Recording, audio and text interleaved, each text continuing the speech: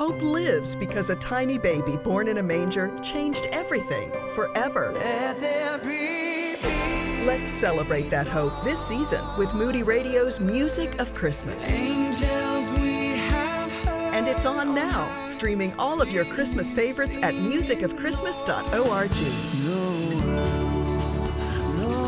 Listen on your smartphone through the new Moody Radio app. Start celebrating today at musicofchristmas.org. Moody Radio Cleveland, home of Mornings with Brian. He's got the headlines, got the biblical view, analyzing the news, giving truth that's true. Mornings with Brian, weekdays 6 to 9 a.m. on Moody Radio Cleveland, 103.3 FM.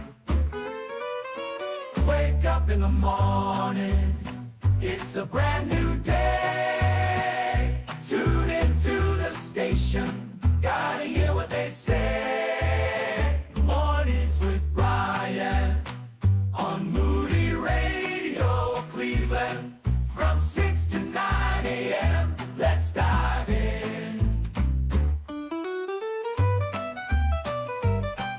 Mornings with Brian, 6 to 9 a.m. on Moody Radio Cleveland. Heaven. Does it capture your heart?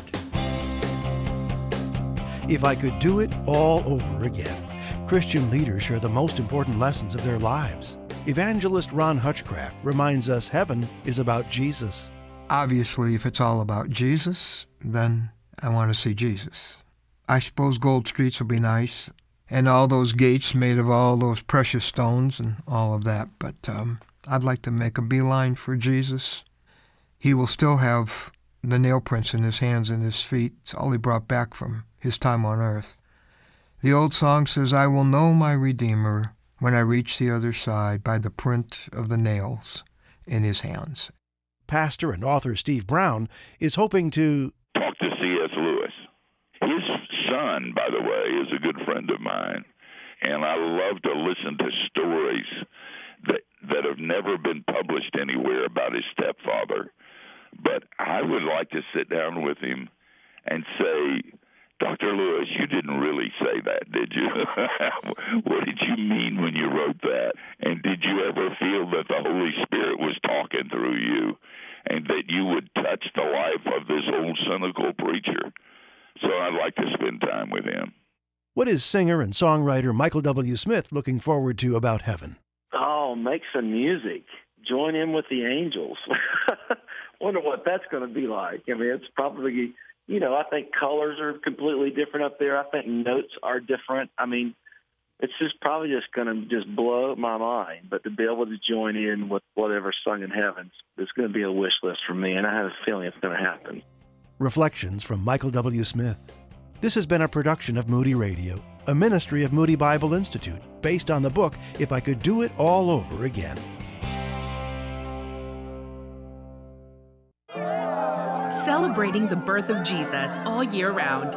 This is Moody Radio Cleveland. WCRF Cleveland, WVMS Sandusky, WVML Millersburg, WVMN Newcastle, WVME Meadville, WVMU Ashtabula, or stream us anywhere with the Moody Radio app and at moodyradio.org/Cleveland. Merry Christmas to you and yours from Moody Radio Cleveland.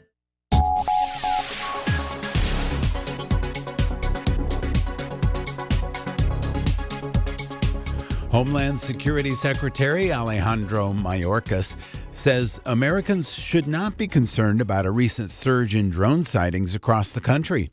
It's 6 o'clock. I'm Ron Eastwood, Moody Radio News.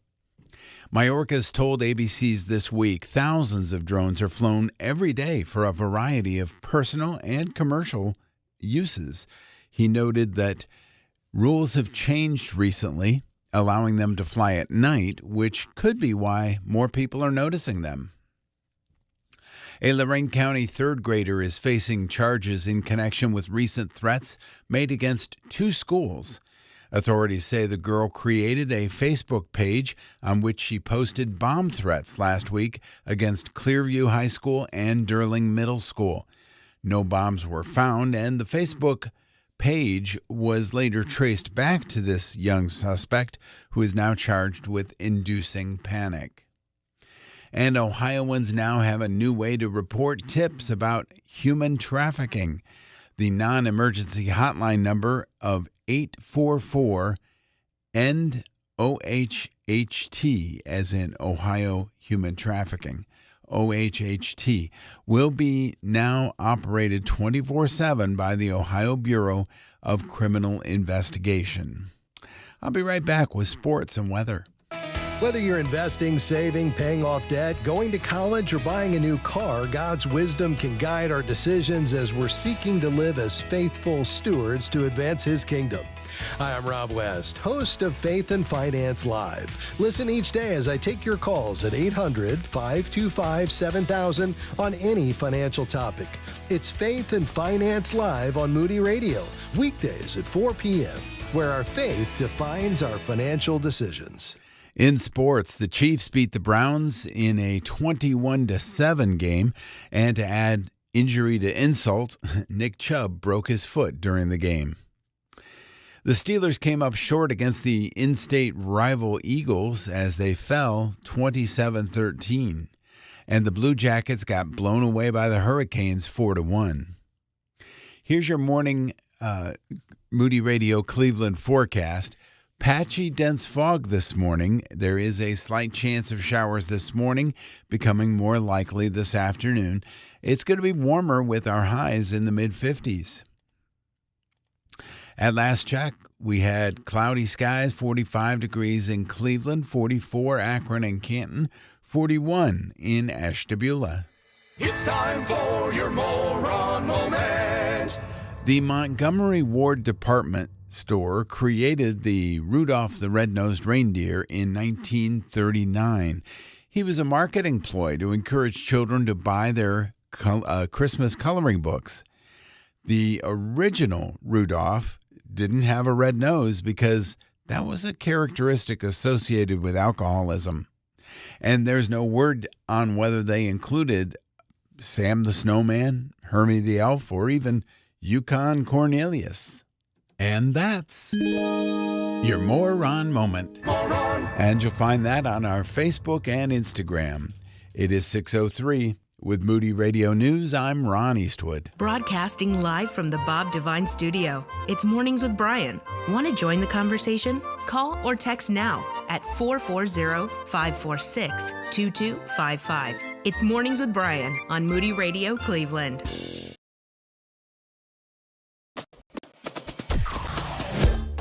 Mornings with Brian, Moody Radio Cleveland, 103.3 at 6 to 9 a.m.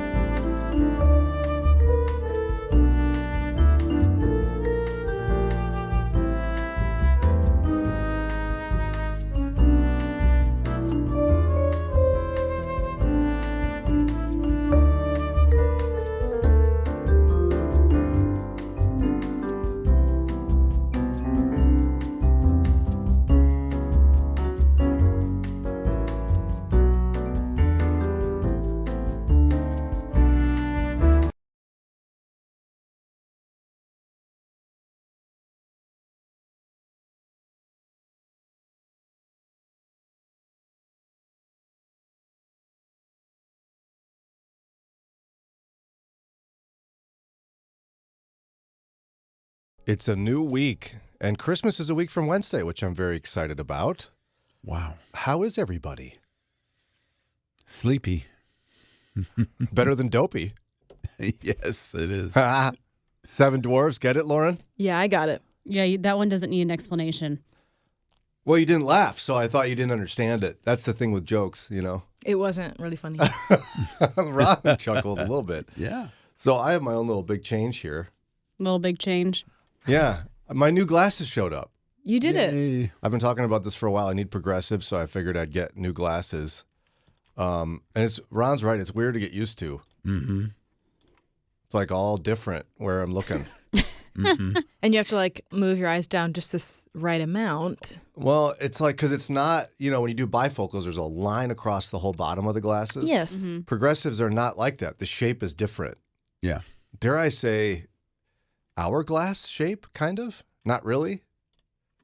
I don't know. I've looked at diagrams. Hourglass. But it's not the whole bottom. That's the thing. So you got to look in a certain spot. It says you're supposed to move your head, not your eyes. I don't know why it says that. Move your head, not your eyes. Oh, well, I'm looking forward to you not taking off your glasses all the time. I still am doing it. It's an adjustment. It's like a reflex. I've been doing it for so long. Well, that's a sign I find that myself reaching to lift. these are Nope, overdue. I can't do that. And I got a second fun pair. A fun sure. pair. Is it the same type or just a different? A similar type. So I Frame. decided it's different frame. It's different everything. Wow. Because Zenny was running I do Zenny Optical because it's like, I don't know, a quarter of the cost of what they charge you at any glasses store. Yes. And there's other sites online. I'm not advocating for them personally. They didn't ask me to say anything. It's just where I go. And they had such a sale going that I was able to get a second pair that I think looks very much like Tony Stark. In fact, I insisted my children call me Tony Stark for at least 24 hours. Of course you did. Wow. I wouldn't answer to Dad. And did they? Matthias, he was constantly talking, so eventually I started responding to Dad again, and he was relieved by that. Are you ready for this? Yes. Oh, you brought them. I brought them. Oh, cool. Because they're ones that block blue light, They look the same. and you can. This is not them. Oh, I didn't put them on Like, yet. I was I continuing see to explain. no difference here. I had to explain. So they block blue light. They're blue light lenses, Yes. and they have a tint to them because that it blocks even more of the blue light. Okay. All When right. I'm getting intense here, get ready. When you're really looking at your It's going to be computers. me, not Tony Stark. Oh, okay. I was worried. Okay. Still me. Wow. You do look like Tony Stark. See, I told you. I'm Tony Stark. So you're going to get these when you're like doing mega work, like you're really at your computer for a if while? I'm like into it, Yeah. like sitting on a computer, I'm going to put these on. And then you'll have to be like, guys, don't worry. Actually, worry. If there's trouble, I'm no help. Yes. I cannot turn into Iron Man. I mean, they do I'm look just like a regular guy. What's he wear? Aviators, I think. They look like those. I would not say you look like Tony Stark, though. How dare you, Daria? I dare. I do dare. Lauren said I look like Tony Stark. I think she's being generous because it's a Monday morning and Christmas is just around the corner. She probably regrets it because Ron recorded it. And you're not going to let it go, are you? Well, when I wear these, I will respond to Mr. Stark, Tony. You don't respond to Brian when you're wearing normal glasses. Well, if you'd really get my attention. I was trying to get your attention Friday to ask you something, and I just look at Lauren like he's not responding. I'm like, Brian, hello. Like, what? And then I responded. You have to make sure I'm listening. That's not my job. I feel bad for my family. Okay, enough of those. I'm not doing that much computer work. I'm back. It's Brian Yes. again. You can text Phew. live to 440-546-2255. I ran into somebody at church who listens to the show faithfully. She was like, "Oh, I like the glasses. Oh, thank you." She goes, "Are they progressive?" She whispered. Yeah, she's kind of like, "Are those bifocals?" I was like, "Yeah, Yes. Yep, they are." Love that. It's really cute.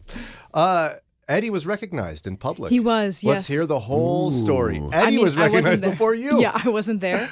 But Your he had husband. a Christmas concert. Yeah. He's with a community chorus. The Cuyahoga Falls. No, just Cuyahoga Valley Community Choir.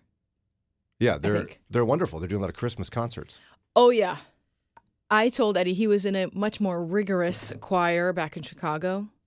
And I was like, I'm not, like, this one is not as rigorous, but they got you working. They got a lot of concerts. And he's like, yeah, they like to spread Christmas cheer.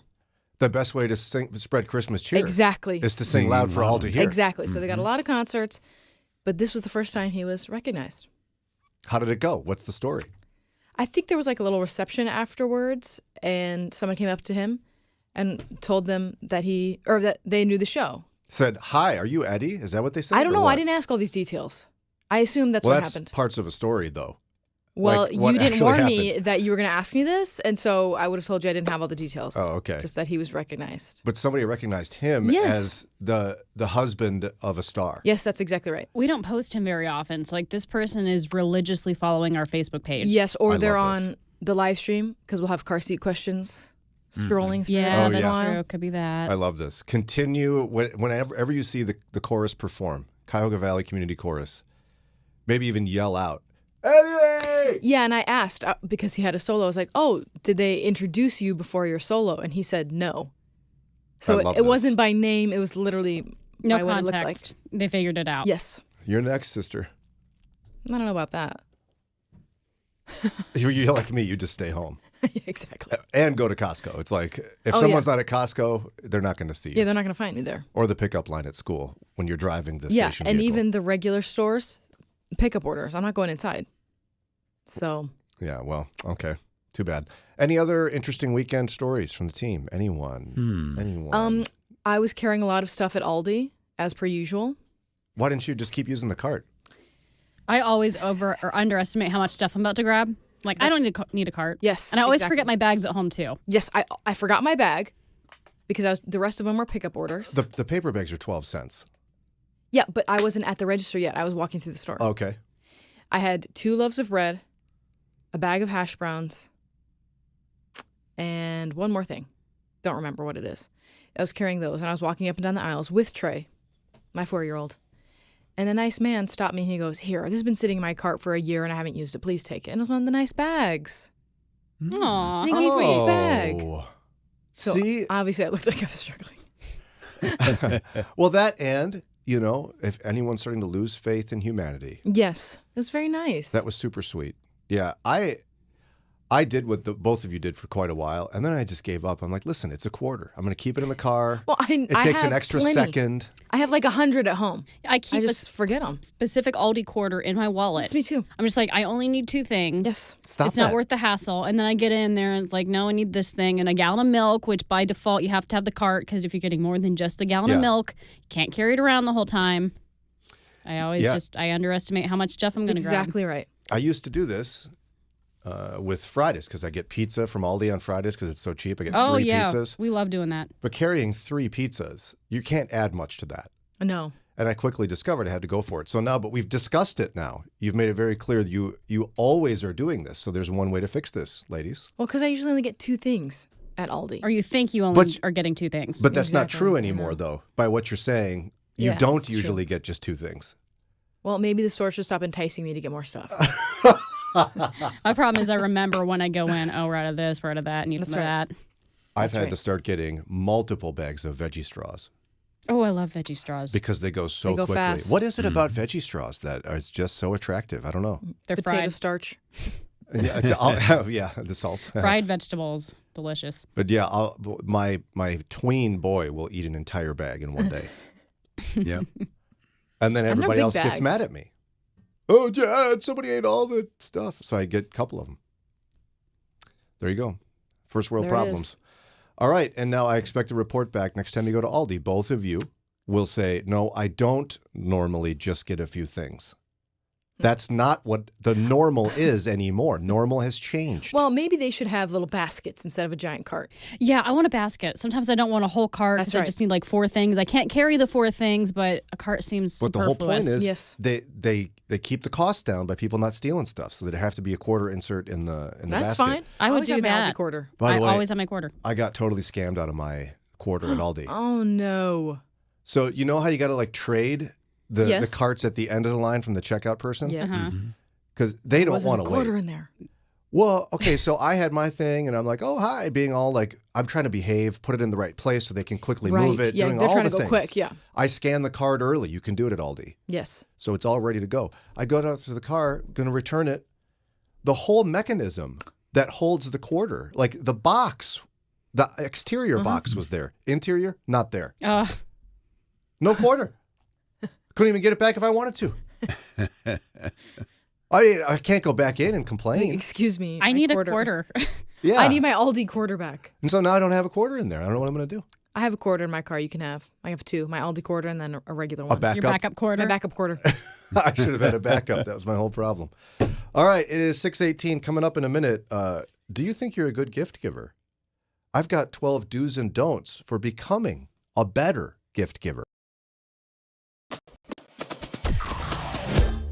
Mornings with Brian. Moody Radio Cleveland. 103.3 at 6 to 9 a.m.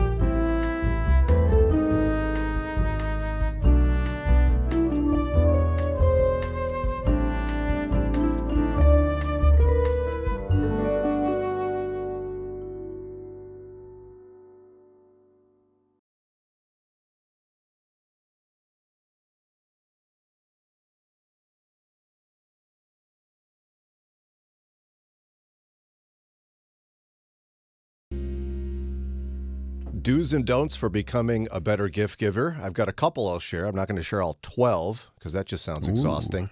But I do want to remind you to mark your calendar for Saturday, March 1st. Guys, that's where all the cool guys will be at Canton Baptist Temple for the Walkworthy Men's Conference. We'll tell you when tickets are on sale and such, but Ron will be there, so what else do you need to know? Exactly. And Lauren and Daria will be there. I think you're giving a talk on what men can do better. I would never dare. Yeah, no, you're not giving a talk as far as I know. No. But you're going to wave and tell us what to do. Yes. Okay, good. I'm not in charge of the conference. Someone else is, but. All right, so gift giving rules. Do you all have your own rules for like when you're coming up with gifts for people? If there's a budget, stay within the budget. Stay within the for budget, the group, like if you've all picked, a budget. Daria's all about the budget. I know that. And any other kind of rules of thumb for gift giving anyone uses? Mine is whatever Sarah's idea is sounds pretty good. Yeah. Like what she wants? Is that what you mean? No, we don't exchange gifts. But then what do you mean her idea? Oh, for other people. Like all the other people. Yeah. And yeah. And if she asks me to do anything involving Christmas gifts, the answer is yes. Well, it just means you don't have to think. Well, yeah, I'm doing other things, keep in mind. Like she looked at me and said, I don't want to have to worry about Christmas dinner. I said, no problem. I got it. Oh, yeah. Great. So, unless anyone thinks she's somehow suffering. Well, if she likes doing it, that's she fine. does like doing it. Yeah. What about this? Do you want a list from somebody? Do you want to know what they want? Yeah, that's nice. For certain people, it's helpful. Like my dad and my brother are very hard to buy for. My brothers-in-law just got married, so I don't know their wives super well, so that's helpful. My mom and my mother-in-law, I've got a pretty good eye for their stuff. Now, some people object to the concept of giving people what they want. I still recall for even a wedding where it's very clear that you're supposed to get people what they want. Yeah, they even make a registry so you know what they want. Yeah, Sarah and I had this one, some people that attended our wedding, we'll leave it very broad, decided that what we wanted was not anything on our registry. What we wanted was this, like, 3 sort of vase things that sit together in a stand in which you put water and float little candles in, which, by the way, we don't want and never used and gave away.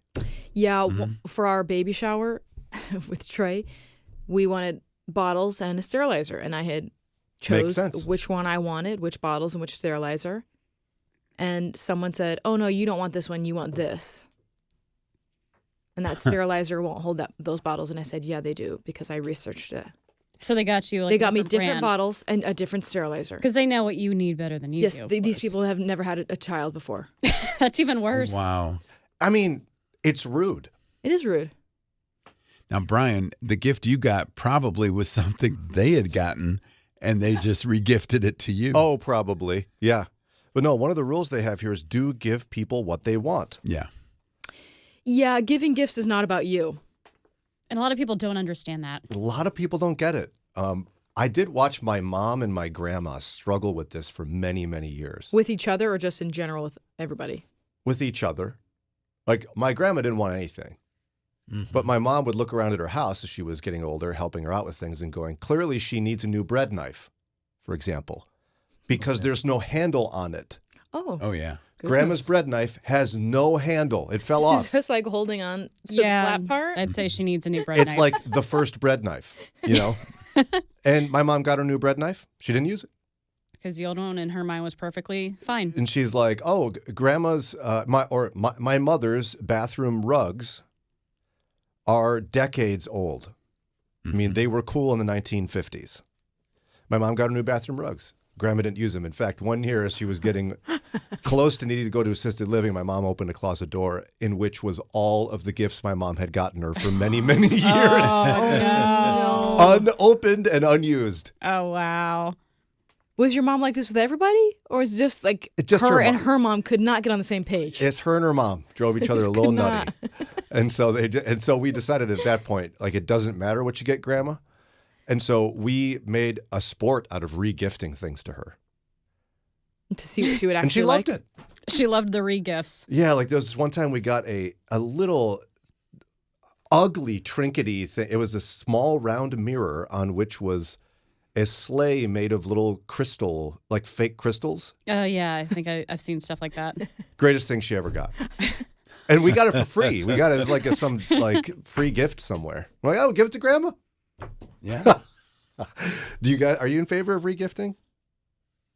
Yeah, why not? Unless someone does have a list or you know that person's not going to like it. It's just a big risk, though. I think it depends on what it is and who the person you're gifting it to is. And who gave you that gift originally. They can never find out. I was just thinking that. You don't want to give it back to them either. That'd be awkward. Yeah, you got to remember. You almost need to put our engineer Alan has a label maker and he's quite fond of it. Oh, yeah.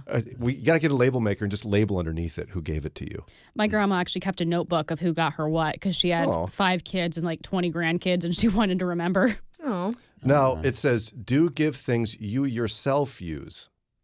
Like if you don't know what they want and they haven't given you a list, it adds high quality to the gift for you to say, I bought one for myself. I love this. Yeah.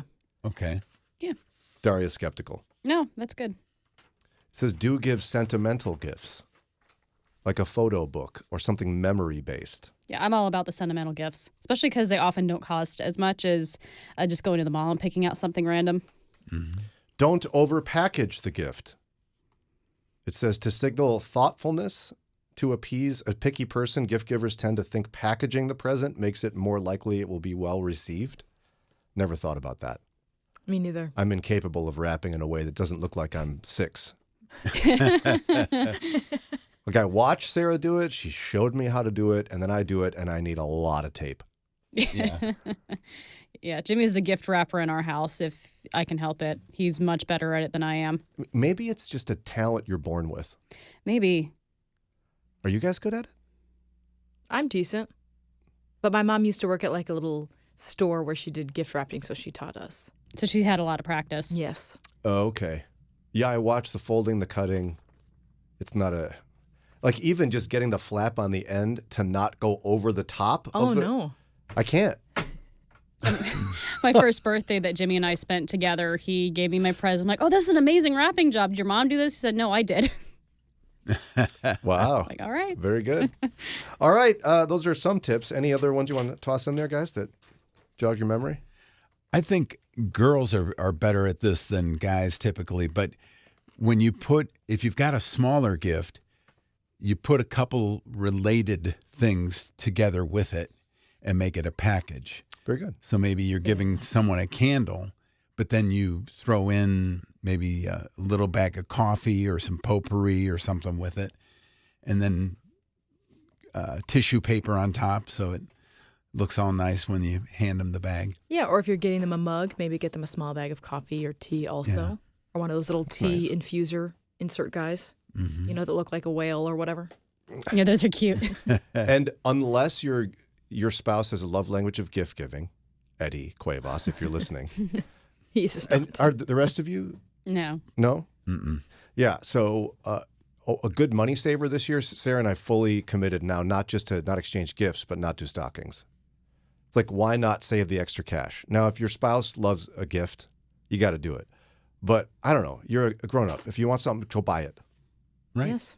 You don't have to break the bank for your spouse.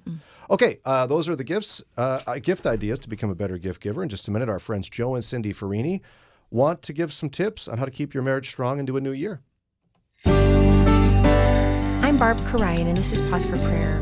The ideal Christmas is a time of celebration with those we love. It's a time of joy and peace and hope. It is filled with family, friends, gift-giving, great food, and expressions of love. God Himself instituted feasts of celebration for us to not only take time to remember Him, but to spend time with our families and build unity in our communities. Yet sometimes Christmas can have too much of an emphasis on giving and getting and memories of hurt within our families, and can end up being a time of frustration, disappointment, and sadness. Would you pray with me? Heavenly Father, we thank you for Christmas, for sending Jesus to earth as a baby who ultimately became a man, understanding our human weakness and frailties and tendency to sin. And Lord, as much as we all like to give and receive gifts, you tell us to leave our gifts at the altar and go and reconcile with those who have hurt us or we have hurt. Father, we pray that this Christmas we can give the gift of forgiveness, often not deserved, but yet an important part of family and all relationships. We all in our humanness sin and hurt each other. Give us not only a burden to seek forgiveness, but also to forgive those who have hurt us, often the harder of the two. May we reflect on the fact that you, God, have forgiven us at a great price so that we in turn can forgive those who have hurt and offended us. May we also reflect on the fact that our enemy wants to use our painful circumstance to divide and separate. But God, your word tells us love covers a multitude of sin. Lord, help us to take steps toward forgiveness, steps toward love and peace with our families and friends. This is why we celebrate Christmas. You were born and died so that we could be forgiven. May this encourage us to do the same. In Jesus' name, amen. There are over 700,000 villages in India filled with people waiting to hear about Jesus. Imagine what could happen if every one of them had access to an audio Bible that speaks their language. Talking Bibles International is on a mission to place one Talking Bible in every village in India by 2033. Help India hear about Jesus. To join us on this mission, visit talkingbibles.org/India. That's talkingbibles.org/India. Ever wondered if there's a way for Christians to meet their healthcare costs affordably and efficiently? A biblical lifestyle alternative to traditional healthcare options? The answer is Christian Healthcare Ministries. They've enabled believers to live out their faith while embracing a voluntary health cost ministry for over 40 years. It all starts with a visit to chministries.org/Moody to see how CHM meets values and healthcare costs. Get more information and have your questions answered at chministries.org/Moody. May your family have a holiday season full of delightful surprises, treats, and nonstop laughter. Merry Christmas from your friends at Mornings with Brian and Moody Radio Cleveland.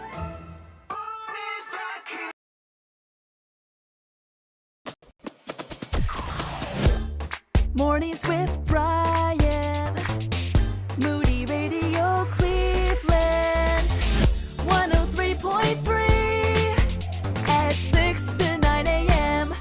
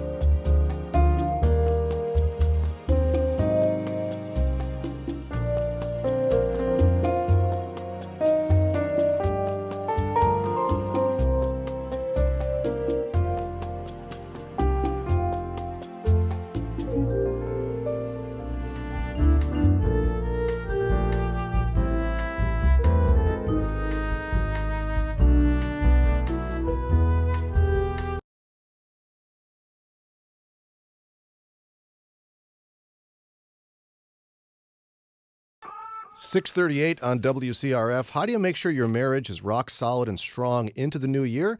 Joining us now to talk about that are good friends Joe and Cindi Ferrini, who spoke nationally with Family Life's Weekend to Remember Marriage Conference for over 20 years. And Cindy's been a contributor to Pause for Prayer since 1998, barely after Dario was born. You were born in 97. Uh-huh. Just not to age you, Cindi, but I just did. Yeah. Welcome, you two. I know. Yeah, thank you. Good to be with you. Yeah, I didn't mean to do that, but it just kind of happened. It came out. If it makes you feel better, I graduated high school in 97, so I feel old too. Well, Very good. Feel That was a very good year. A lot of things were happening. Okay, so yeah, a lot of folks thinking about the new year, and I suppose you can't just presume status quo is going to make your marriage stronger. No, I think everything has to be worked on, right? Everything that we do, if we want to excel and have excellence and have it work out right, we have to work at it. So, having a kingdom perspective in your marriage is certainly a good thing going into the new year. And I think what we really want to talk about today is starting with just being cautious and careful and reflective about what stage you're in the marriage process. Whether you're newly married or you have children, or maybe you'll never have children, or maybe you have now grandchildren like we do, and like what stage are you in? Because each one of those are going to have challenges and joys. And for years, I don't know how many years, Joe might know, but we've been every year, we sit down and we have a reflective couple of moments, usually in early February. We kind of get through January. And then we sit down and we put our goals. We put down our goals, our physical goals, our mental goals, our spiritual goals. When we had children, we had goals for the children. And mostly they were just, honestly, just to put them down so that we would have opportunity to reflect on them. And then through the new year, do something about it, And I will say this, though, the one that we're just really having a hard time with every year is keeping our weight where we want to keep it. That's the one that we're probably failing at throughout the years. But there have been so many things that had we not really purposely looked at them and said, this is what we really want to accomplish or move forward in this year, I don't think there would have been as many victories, if you would. I like the way you frame that, and particularly with identifying what stage you're in, because I've noticed people are always trying to think the next stage will be easier. Like if you compare Lauren's phase of life and mine, where she's got little toddlers, I've got teenagers. I think they're both hard, just different hard. That's right. I agree. Would you agree with that? And Yeah, absolutely. And guess what? We're with children and grandchildren. We still have, our Joey at home, but we also have grandchildren. And I just had the bigger boys for a couple of days, actually 4 days. And I'm doing what you were doing, or are doing, Brian. That's running them all around town. I had a grand time. We had really nice one-on-one time here and there. It was really fun. But for me to do that paced that way all the time now that I'm sort of not in that season anymore, probably would be hard. But for a few days, it was great. We had so much fun. But that's not my season in terms of all the time, but it is my season periodically, and I'm so happy for that. Mm-hmm. And having that one-on-one time with them is part of what I really want to be reflective of and be proactive in moving forward, having conversation with them that just isn't just simple, deeper conversation. Very good. So now as we plan for the new year to make our marriage strong, what's one thing we can do? Well, I think one of the things we want to make sure that we're in alignment with is what God calls us to do. And again, as we already alluded to, different seasons of life, we're kind of called to do different things. And I think this is a very important topic. I mean, it's not as easy as you might think it is.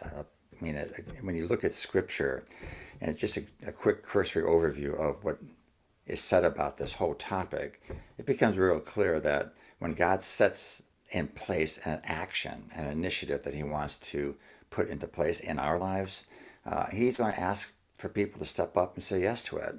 And again, it's not as easy as you think it would be. Either you're going to say yes now, or you're going to say yes eventually. And a couple of easy examples of this was that most of our listeners will be able to really connect with is Moses and Isaiah, the prophet Isaiah. I mean, for Moses, if you read the Exodus 3 and 4, clearly God had called Moses to a mission. And that mission was a mission of rescuing his people from bondage in Egypt. And, and despite things like a burning bush that doesn't, not consumed, or a staff turning into a snake, or a hand becoming leprous and then healing, Moses still wanted God to have someone else do his job. And so you would think, well, if he just would have said yes, this would have been an easy thing to do. But he didn't do that. And God was obviously quite angry with Moses for not saying yes when he was asked several times by God. And of course, God eventually granted permission to bring in Aaron on this one. And so together, Moses and Aaron were able to accomplish and say yes to what God called them to do.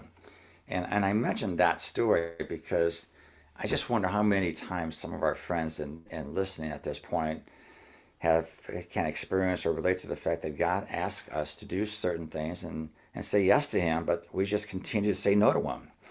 And I would just encourage that person to know that, be assured that God's will, it will be done, and that God will continue to use his people to accomplish his will.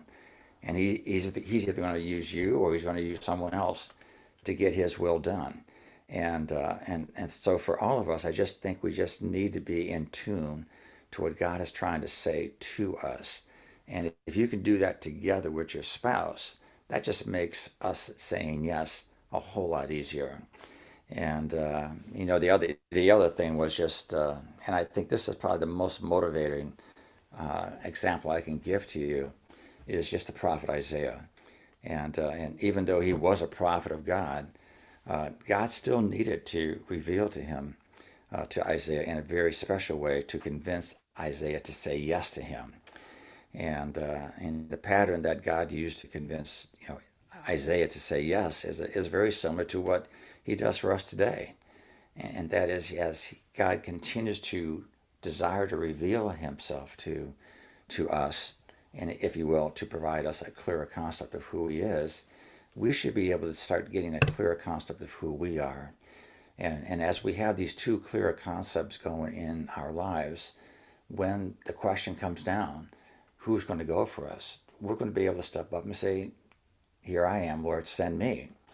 But that didn't just happen. You know what I'm saying? That didn't happen. It's when we became more in alignment with what God has called us to do, as we discipline ourselves, to be men and people of prayer, to be men and women of the Word, in order to get ready for that moment when God will ask us to say yes to something.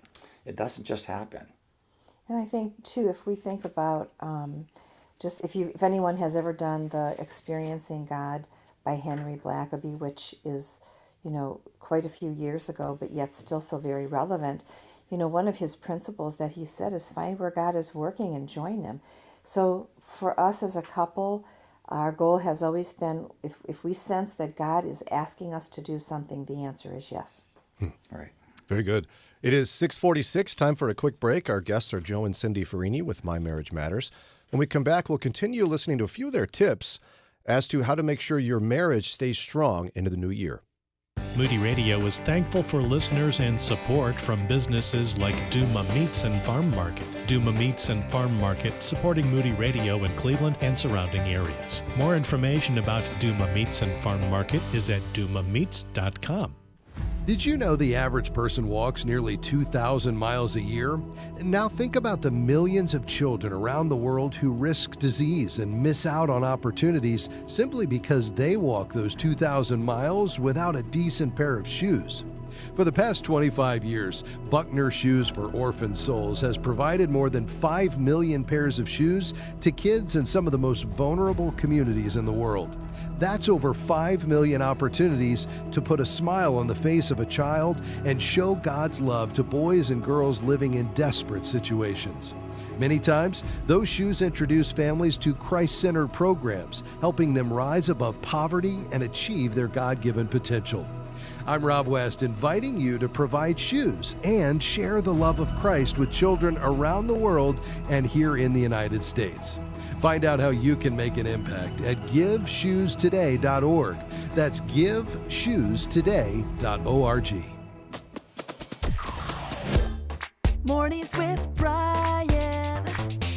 Moody Radio Cleveland. 103.3 at 6 to 9 a.m. 6:48. I'm sure you're like me. You want to make sure your marriage stays strong in the new year. With us to talk about that, Joe and Cindi Ferrini with My Marriage Matters. Now, you two, it looks like one of your next tips is to value people over projects. Tell us more about that. Yes, I love this one because I love people and I love projects. I'm always busy. I'm always with somebody or doing something. And so I feel like over the years, I've really had to make sure that I have a good priority with that people always come first. And for me, it's been a good learning process to be in the moment when I'm with people, but maybe have projects in my mind or on my mind. And so years and years ago, when I was doing organizational seminars for the home, women in their home, I put together a chart, and I'll put this on either today or tomorrow on My Marriage Matters on Facebook. But the chart really has a whole list of different things that we might have in our planning. So whether it's books to read or projects to do or things to do with people. So for instance, back to our first point, things that we would have when our kids were young that we wanted to see them accomplish or have them master, if you will, within that year. So I would put those things on this chart. And then each month I'd be able to check off what did I do to make one of those things happen. For me, that was helpful because I would lean in my own ways to doing a project probably over a person. And so I had to be very reflective of that. So that's one way that I kind of got to be able to do that a little bit better. So for us as a couple, people are always more important. And last night was certainly indicated of that. I was on the phone for probably 3 hours talking to some people who needed just to have some conversation, and it wasn't early in the evening. And I was happy to do it. I loved doing it. But what's your priority, So if you recognize that one is over the other and you want to change it, then make those changes into the new year and make it purposeful. Yeah, and I can attest to what she just said. She was on the phone quite a while with these folks, but it was good. I could tell her she was really rolling, and she was really speaking the truth, and the people were responding to her. So that's very good. For me personally, I can tell you that after being a Christian now for 48 years, and most of those years I've been involved in doing a lot of ministry activities and projects, not just around the city, but around the state, around the country. And I can confidently say to you that, the remaining years of my life, I want to wholeheartedly give my life and my time to passionately pursuing a more intimate relationship with the Lord and with my wife and my children and my grandchildren. As far as I'm concerned, from my perspective now, looking back over all those years, these are the things that I believe that will help me, help us, to really leave a legacy that will impact future generations for Christ. So what's another thing we can do to make our marriage strong in the new year? All right. Well, the next one I think would be, where do you want to go in the future? What does the end of your life look like, and how are you planning to get there? Sort of like your monetary investments when you're younger and you have, retirement accounts and all that sort of thing. You're planning for the future. In your whole life, what are the things that you're doing that you're planning for the future? Now, for Joe and I, we're in that fourth quarter, and, we're starting to downsize and sort of minimize different things in terms of things. But what are you doing at this time? If you have things to give away, give it away. Whether it's belongings or savings or, giving to ministries and things like that.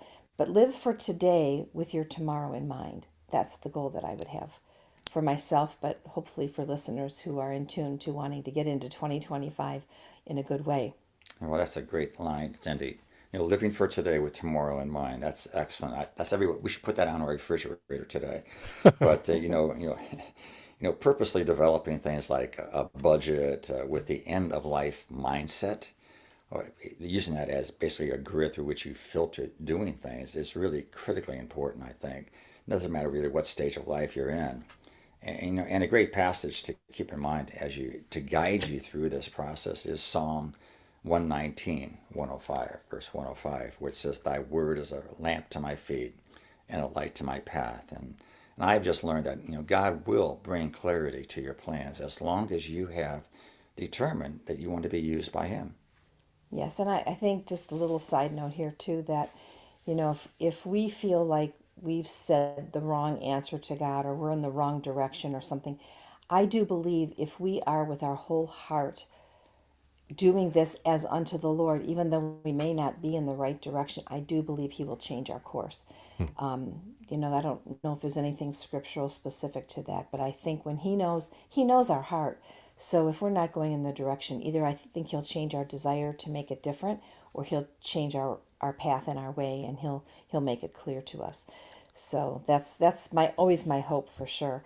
And then if we could just go on to the next one, we have two more, so if we can get those in before our time is up. But I love this one, and it's just to live big. And there's so many things in life we can look back at and regret. And I just think if we live big in the sense of with our family and our friends, to enjoy them, to have fun, to plan outings with people, that whole, you only live once mentality, laugh a lot, play games, have fun. One of the things I did, and this is, I think it was just out of a need to get out of the house during COVID, was I made our van an adventure van. I have a sign on the back of my van that says adventure van. And I'm trying always to just take a friend and we go someplace and we sit someplace. I open up the back of the van. I have a little table, and I'll bring like a carafe of coffee, and we'll sit and we'll just enjoy a conversation. It doesn't have to be anything big. I just had, like I mentioned a minute ago, we had the grandchildren with us, the two big ones, and our 12-year-old. I had 3 hours with him before we had to get his brother. And so I said, well, you do know we're in the adventure van. So I have like twinkly lights, So I put the twinkly lights on, and we're sitting in Hobby Lobby, and he loves Hobby Lobby. So when I mentioned, what do you think if we just went to Hobby Lobby? He goes, oh, that is my happy place. So here we are, sitting where we were finishing a little something to eat with our little twinkly lights on, and then we went into Hobby Lobby and just had a great time. So, sometimes it doesn't have to be planned fun. That was just like, what do you want to do? Let's do something fun. So just make sure that you're really living big in that way. The twinkly lights are nothing big, but you know what? I know they're going to be a memory, because that's right. Not everybody has twinkly lights in their car. Yeah. No, the Ferrini's like a good icebreaker, as I recall as well. Kathleen always horrified me when she was on the show with me with the kitchen utensil one you would do. What is that one again? If you were a kitchen I think she did that one. That's hers. Yeah. Just fun things to talk about. And that was one for her. If you could be a kitchen utensil, what would you be and why? And that is something, even while the boys were here, we had a whole list of things, kind of like what you do on the radio sometimes. Would you rather? Or what would you, if you had a choice of these three things, which thing would you want to do? And so we did that, brought that out, and had some conversation. Just something that gives you things to do that are fun and memorable and enjoyable. Now, if I recall as well, you two have varying levels of skill at that one. Like Cindi had a very thoughtful answer, and Joe, yours was like a spoon because I like ice cream or something. No, I think it was a knife, actually. I wanted it to be a knife. Why? Because it can do a lot of different things. It's sharp and gets to the point. Now, wasn't that something Kathleen was disappointed in as well, as I recall? Oh, I think she probably rolled her eyes on it. Maybe so. That's not what she was going for. When we play games, we know Joe will give us a bunch of good laughs. Yeah. Because he doesn't always understand the directions, which actually will bring us to our last point very well. Very good. Because it's about communicating well and often. And I think we need to talk a lot to each other. We need to, in that talking, also listen, and not just listen, but listen well. And I, maybe before I say the last point, do you have anything you want to add on that? To communication? Mm-hmm. Oh, and this is, these are non-negotiables that Cindy's talking about at this point. I mean, books and volumes of materials have been written on this topic, and this is an absolute critically important topic to have a marriage that's thriving. If you want your marriage to be the best that it can be, you have to really get really focused on communicating well with each other. And if I can go back to the previous one, I would just say, living big. That's who Cindi is. I mean, I'm a blessed man to have her as my wife, and she's just she's a party waiting to happen, and she's not engaged in some party one day, then I know that she's not going to be real happy. Yeah, I like planning. It's fun. Yeah. It's fun. It's true. Go ahead. I'm sorry. So that's good. Thank you. Thank you for that nice compliment. Okay. That was very sweet. Brownie points for Joe. Brownie points. So I think too, in terms of our communicating, like one of the things that does make us laugh when we're playing games, when Joe's in on playing games with us, is it may take him a little bit longer to get the strategy of the game. And so then we just laugh because he's not doing it right. And so I have the same when it's problem, his just so you turn, know. Yeah. do you? Oh, yeah. Thank Oh, well, we'll make sure sometime we play a game with you. I don't like family. playing games because of that. That's true. Yeah, That's true. I'm with you, brother. We'll put you and Joe on opposite teams so at least it's balanced, right? Yeah, there you go. But the funny thing is, like, we wait for it to be Joe's turn, and then he doesn't even have to start, and we're all laughing because we know something's going to go amiss, So it's kind of fun. But with that thought in mind, this would be my last thought in terms of communication in general. This came to my mind the other day. So many times we say, like, the women nag the men, or we might say that, the moms and the dads nags the kids or something, but it's all about nagging here. So I want to just say that I think I do have a thought about how to prevent it. And that is so for me as a woman, as a wife to my husband, when I say something to him, maybe it's, can you do these 3 things? And of course, probably listeners already know it's better if I write it down for Joe than if I tell him. Too many things. Yeah, too many. Don't give me a list of 3 verbally. It's over. Yes, that's right. Amen. And here's the thing. Meanwhile, I could tell my dearest friend, can you do these 5 things for me? I could rattle them off, and I know they would be done. Oh, yeah. No, because that's how women think. Yeah. And this is not a slam on men, and it's not a like, oh, women are so amazing. It's not that. It's just different how we think, how we perform. So I think nagging could be reduced greatly if we together would look at each other and be able to just say that these are the things I need you to do, or here's where this item is. Look at the person, make sure that they're listening as opposed to walking away or watching TV or on their phone or something. Even if I have to keep saying, what did you say? What did you say? I want to be able to do that as opposed to feeling like, why are you telling me this again? And I think that's what nagging feels like. Why are you saying this to me again? You already said it once. The problem is the person didn't listen to understand and to get the whole point. So I think nagging could be reduced in that way. So into the new year, if that's an issue for you, that's a little pointer. Not that she was nagging, but I did have an issue with listening last week that Daria brought up off the air. Do you want to describe this, Daria? No, I brought it up on the air too. Oh, you did? Break. Okay, sorry. Yeah. We were talking about something that needed to be done in the studio, and you were on your phone, and I said this whole thing, and I realized you weren't listening, and I made eye contact with Laura, and I looked back, I'm like, hello, Brian. You're like, yes. I was ready to listen when you told me it was time to listen. I'm like, that's the point. I'm like your son Trey. When we're in a Put your listening ears conversation, on. when we're in a conversation all together, we expect you to be listening. Well, but I wasn't necessarily in that conversation altogether. I was physically there. Come on, Joe. I'm not sure about that. Brian. Amen, brother. That is the point. Amen. And, I'd give you a high five if I was there, Brian. And to my sisters, I say amen to that too, because we need to have them on the same page. And we have so many things that distract us, and you mentioned it right there: our phones, our computers, the station. You have so many things you're looking at. You're looking at charts and times and this and phone numbers, and so you have to be on the same page, and you have to be listening well. And so I think into the new year, if that's an issue for your marriage, I say work on it. Make that a point to work on so that you can go into the following year, with a better attitude on things. Oh, good. So marriage, not work relationships. Good. I'll be fine then. And all relationships. Oh, boy. Okay. All right. So again, Joe and Cindi. Joe and Cindi Ferrini with My Marriage Matters. How can folks connect to you if they want to hear more?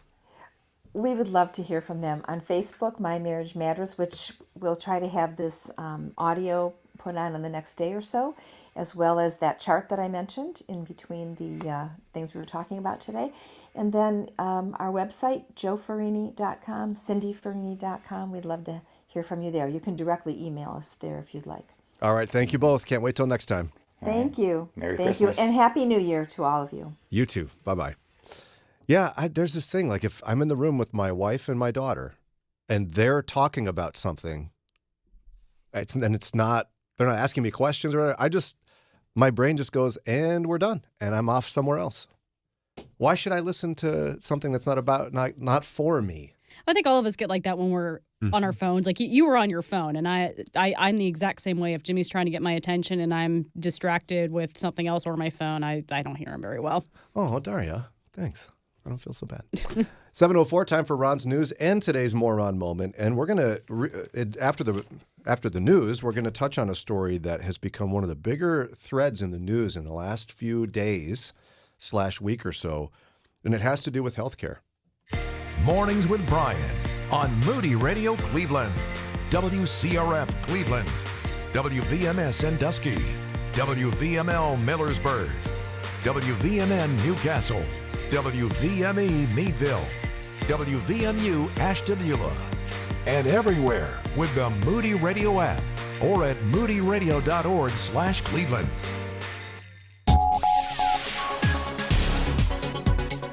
The defense fund for the alleged killer of United Healthcare CEO Brian Thompson is growing. It's 7:04. I'm Ron Eastwood, Moody Radio News. Multiple online fundraisers for Luigi Mangione have been started by anonymous individuals. One of them, on the crowdfunding site GiveSendGo, has over $100,000 raised as of Sunday morning. Legislation authorizing a review of the Akron Police Department's use of force policy is expected to be introduced in a city council meeting today. The review would be led by a Chicago-based police consulting group and a legal team led by former U.S. Attorney General Loretta Lynch. And Akron Mayor Shamus Malik is speaking out on recent threats against the Akron Police Department and individual officers of that department. Malik issued a statement Saturday on social media referencing such threats made in the weeks following the shooting death of 15-year-old Jasmine Tucker by Akron police. I'll be right back with sports and weather. Hamas from the south, Hezbollah from the north. Since the war began, more than 19,000 rockets have been fired into Israel. Moody Radio invites you to pause and pray. Lord of the nations, we ask your protection over Israel. We pray that you would destroy the machinery of war that threatens her. May the United States remain an ally. And together, we pray for the peace of Jerusalem and the entire Middle East.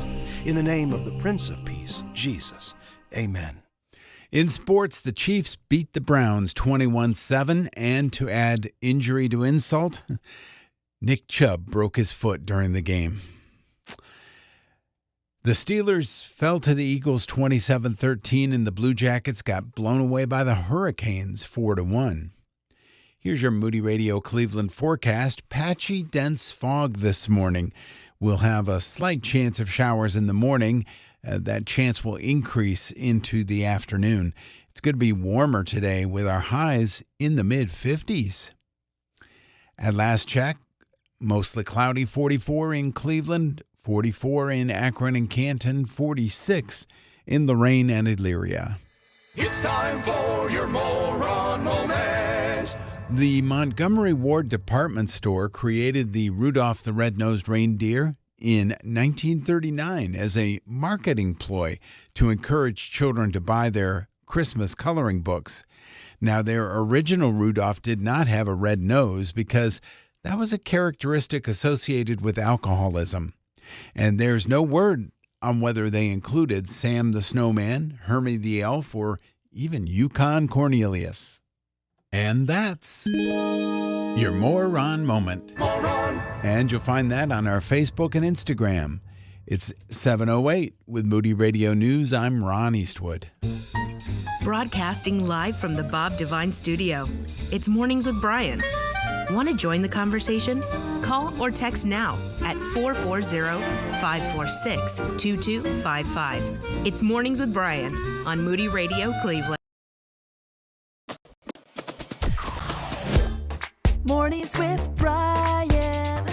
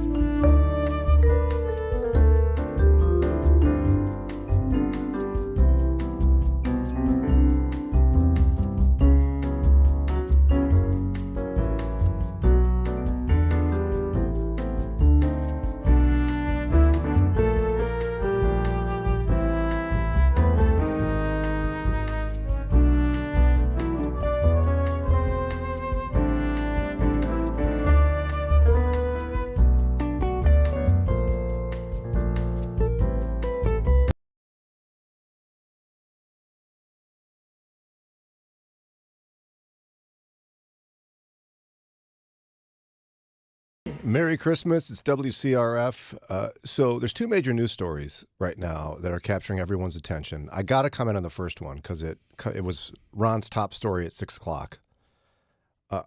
The internet figures out what I'm doing without much difficulty. Okay? So I shopped for new glasses. Now, every website I visit not only has glasses advertisements, but glasses from where I purchased said glasses. And yet there's drones flying over the East Coast and nobody knows what's going on. What is happening? I've seen top newscasts and articles where citizenry in the East Coast are very concerned. The government says, don't worry, everything's fine. And people go, well, but what are they and whose are they? Oh, we don't know. But don't worry, everything's fine. Well, but they're flying over the military base. Oh, but it's fine. Some of the headlines have been hysterical. My mom and I were talking about it over the weekend, and she just verbatim read a headline, and I laughed so hard I had just taken a bite of something, I almost choked. They're hysterical. I'm like, what world are we living in with some of these headlines that are coming out? Well, yeah, and it is odd, isn't it? It's like the government can figure out whatever they want, except what these enormous drones are flying around at night. Now, Ron, you mentioned it could be just that regulations have changed. Yes. Recently, they opened it up to allow drones to fly at night. So it may be people are seeing them more because they weren't there before. Now they are. They have to have lighting on them, to identify from other aircraft.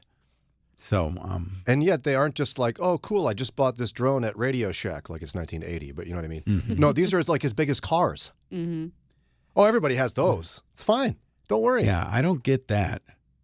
The drones that are, 12 to 24 inches square, I get that. They're doing aerial photography, things like that. There's a lot of those around. But something as massive as, big enough to hold a human, I don't see what the point of that is. Am I wrong that one of them crashed into a residential neighborhood? I thought I heard that. I could be wrong. I've not seen that, but it would only make sense that at some point a drone is going to crash. One of them would fall, yeah.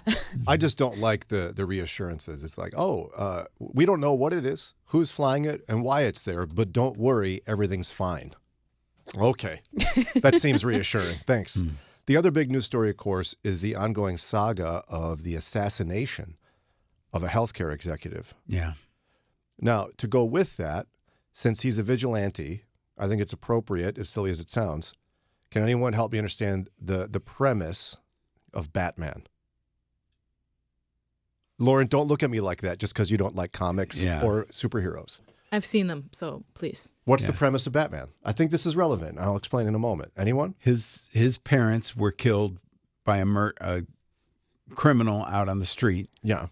And it affected him so deeply that as he grew up, he wanted to take law matters into his own hands, and he himself became a vigilante. And he doesn't kill; he just hurts severely. Traumatic brain injuries. Yeah, that's what he's more in favor of. But in theory, there's something about Gotham. And I know this is ridiculous, but trust me, something about Gotham that makes him exist as well. As in, if Gotham were doing fine, he wouldn't be doing his vigilante justice. Right. There's always something going on there. Yeah, it's gotten so out of control with really weird criminals. Very odd. That makeup The or the Penguin guy, all that stuff. The Riddler. Yeah, Poison Ivy. She's a scary one. They need him.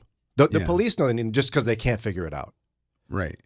Now, there's some sense in which people are questioning, to bring it all back around, if we've gotten to the point of vigilante justice, so to speak, which, by the way, we're dramatically opposed to. There is no faith-based argument, no Christian argument for vigilante justice. Right. Anywhere. We're not even promised justice in this life. Right. When we experience injustice.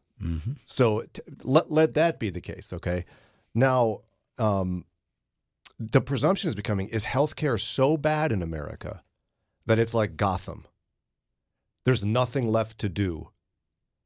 Except Batman. murder CEOs on the street. Right. Because that solves problems.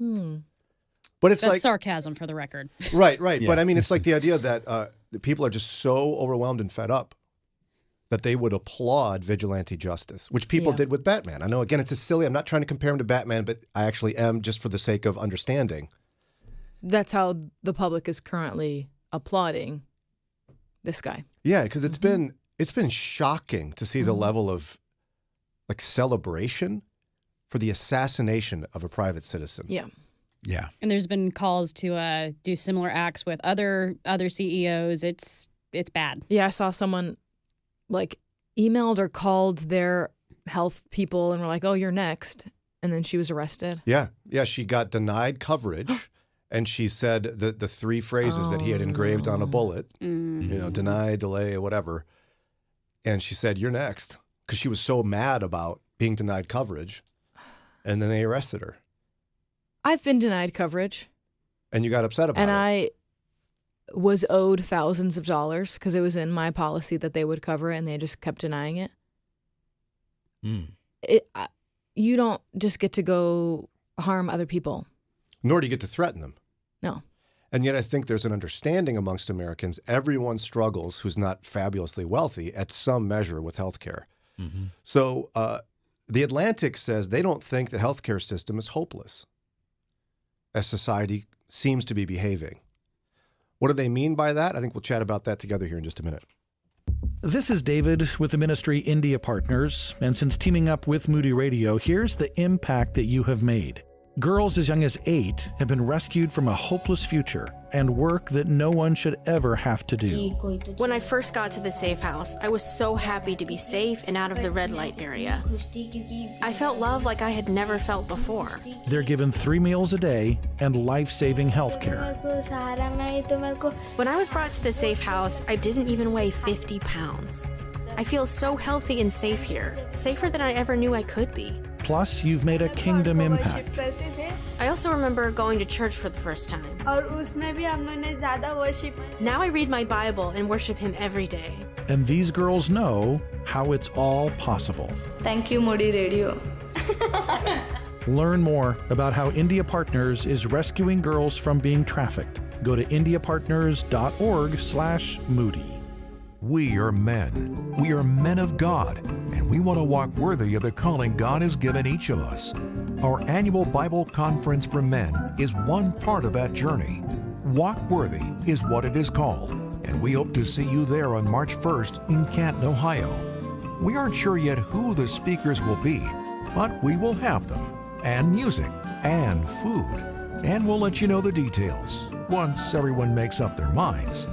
After all, we are men. Yeah, I've got a question about... Here's my question. On Open Line, Moody Radio tackles lots of questions. But listen to these questions from Romans 10. How can they hear without someone preaching to them? And how can anyone preach unless they are sent?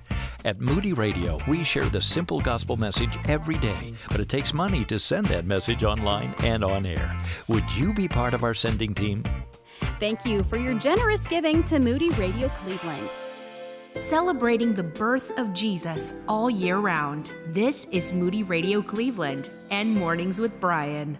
7:20 now, WCRF. It's been horrifying to watch the American public, a huge percentage of it, celebrate vigilante justice in the American healthcare system.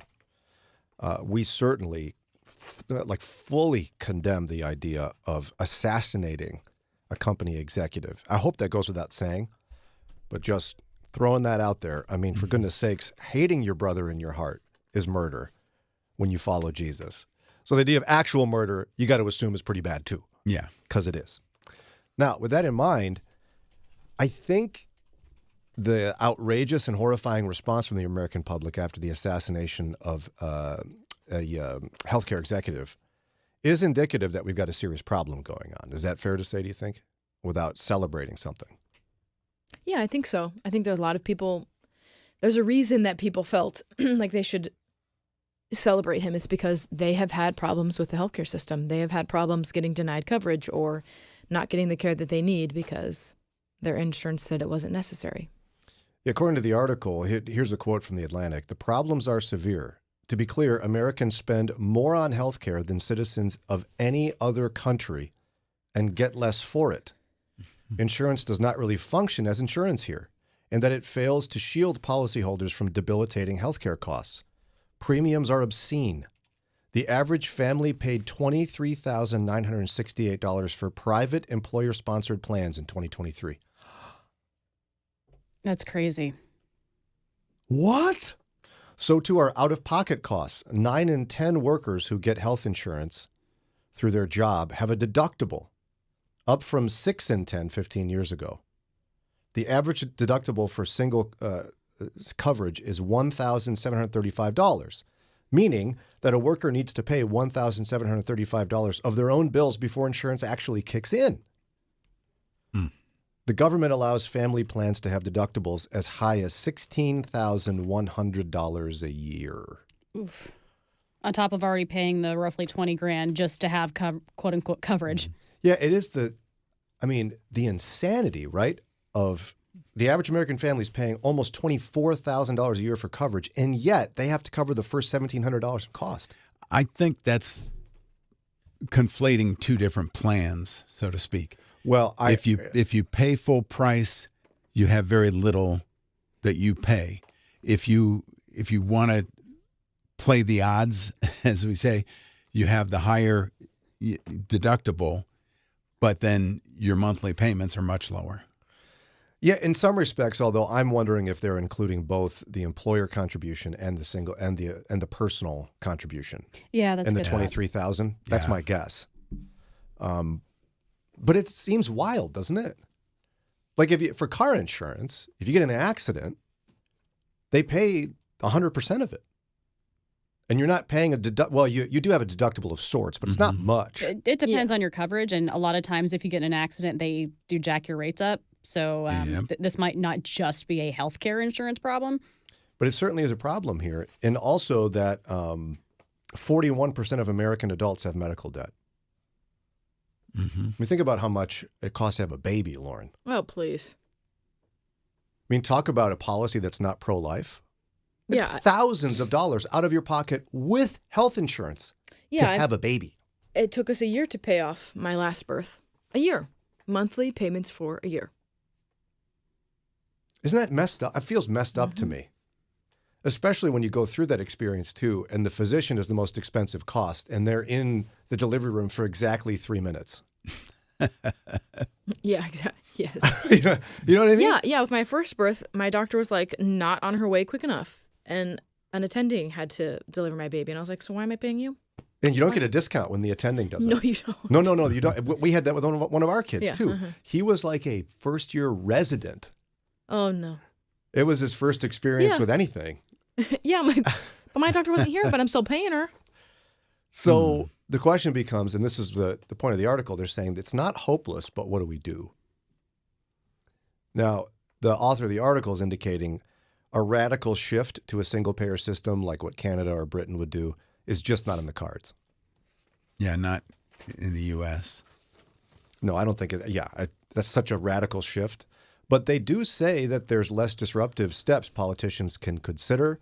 One would be allowing individuals to buy into Medicaid, and you could lower the Medicare eligibility age.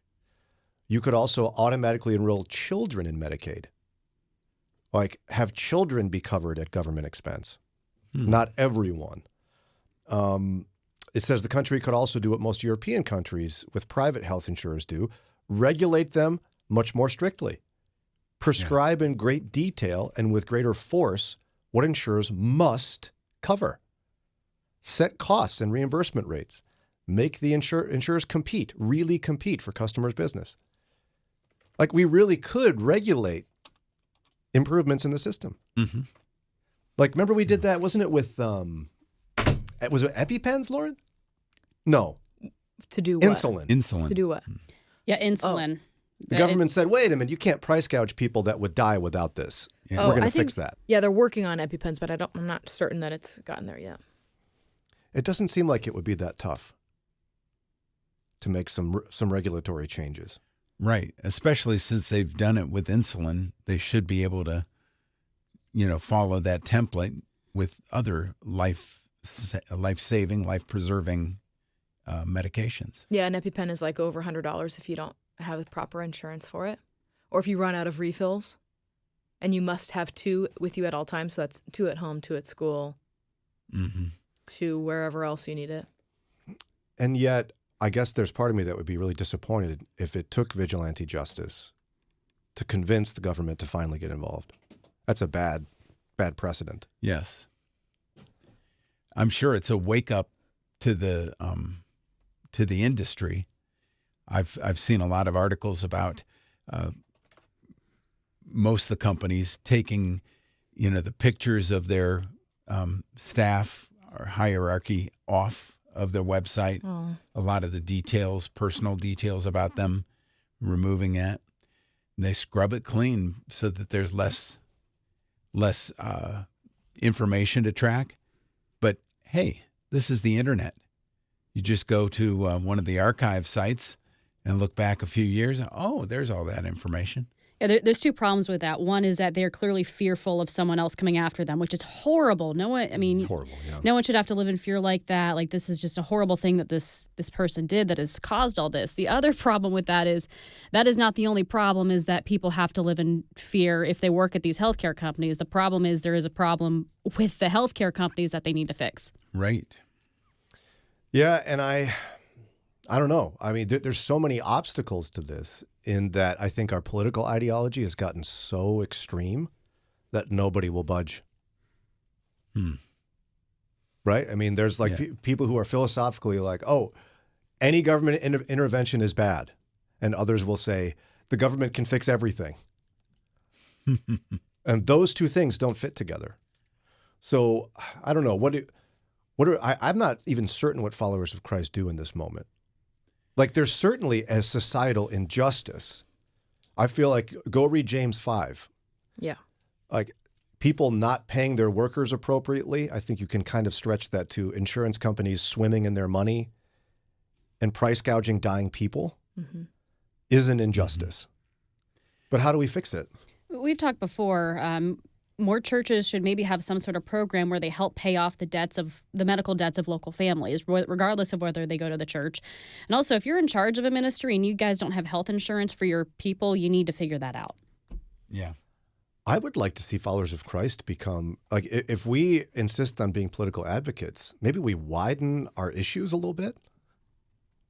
Think of the power of the church behind the injustice of the healthcare system. Think of how much families would change. It would be a game changer if the system were fixed. We're going to talk later on today about life expectancy and old age. In the 1930s, when Social Security was implemented, it totally changed the lives of the elderly. They went from being destitute to cared for. It was a dramatic shift. I actually did a math problem to figure out how old my grandfather was when this happened. He was in his 20s. And I was like, oh, can you imagine being in your 20s and seeing society fix a problem that's impending? Can you imagine how much Lauren's family would change if the costs would be actually fair and you wouldn't have healthcare executives making gajillions of dollars? Right.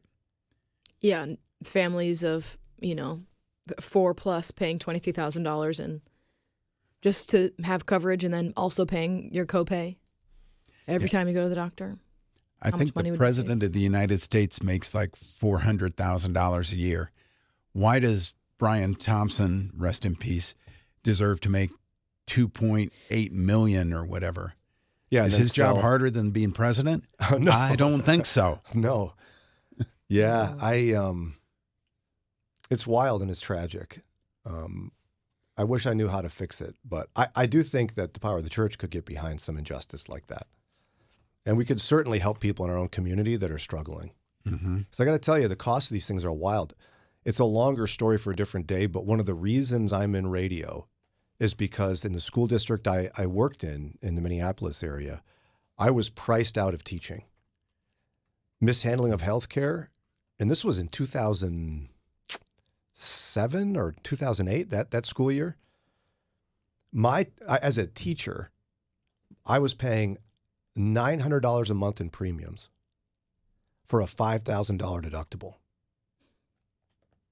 And I had a master's degree at the time, and I was on public assistance for healthcare and for food. And that's outrageous. And you didn't have 5 kids yet? No, I had 2 kids and a pregnant wife. And by the way, I tried to get private insurance. I called every insurance company.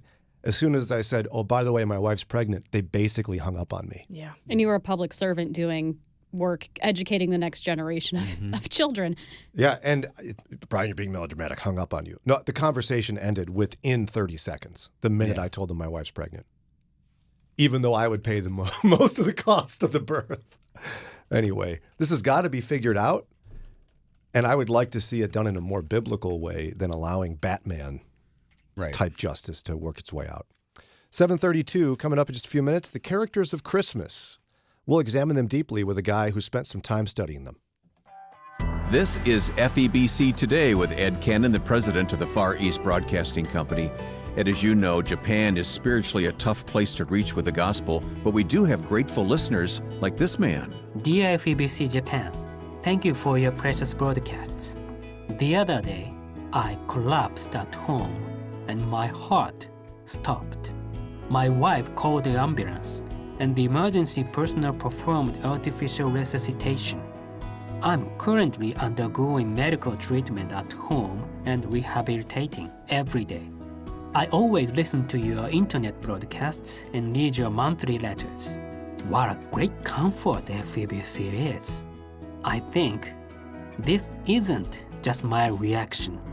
I pray that this precious broadcast will continue. In the name of the Lord, I thank Him that my life was saved. After listening to that testimony, I wonder if that listener was talking about his life here on earth or his eternal soul. But he said he's grateful for the broadcasts at the end. He also mentioned he's grateful for the internet broadcasts and that he's received letters from FEBC's staff. Because you see, our broadcasters don't end their commitment by putting things on the radio. They want to invest themselves deeply in the life of our listeners.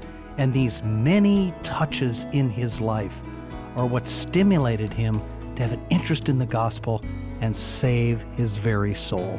You may be surprised to learn that FEBC is heard every day in Japan, a tough country to reach spiritually, but God is at work, and we're grateful for your support.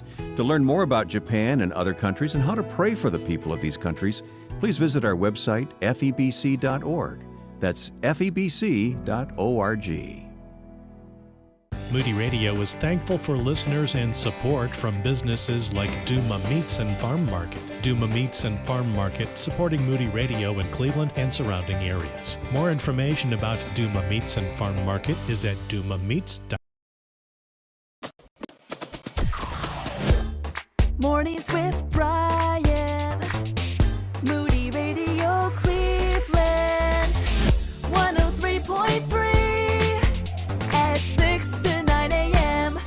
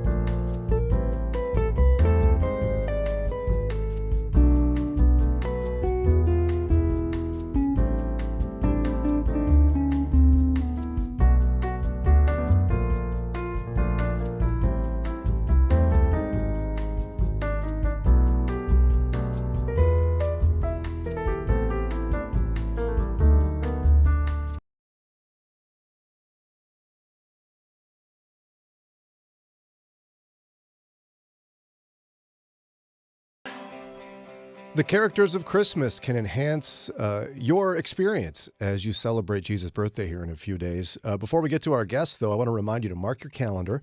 Saturday, March 1st, Canton Baptist Temple, Walkworthy Men's Conference. Block the day, and we'll give you information on purchasing tickets here real soon. But yeah, just set aside that day. It's just a few days after my birthday.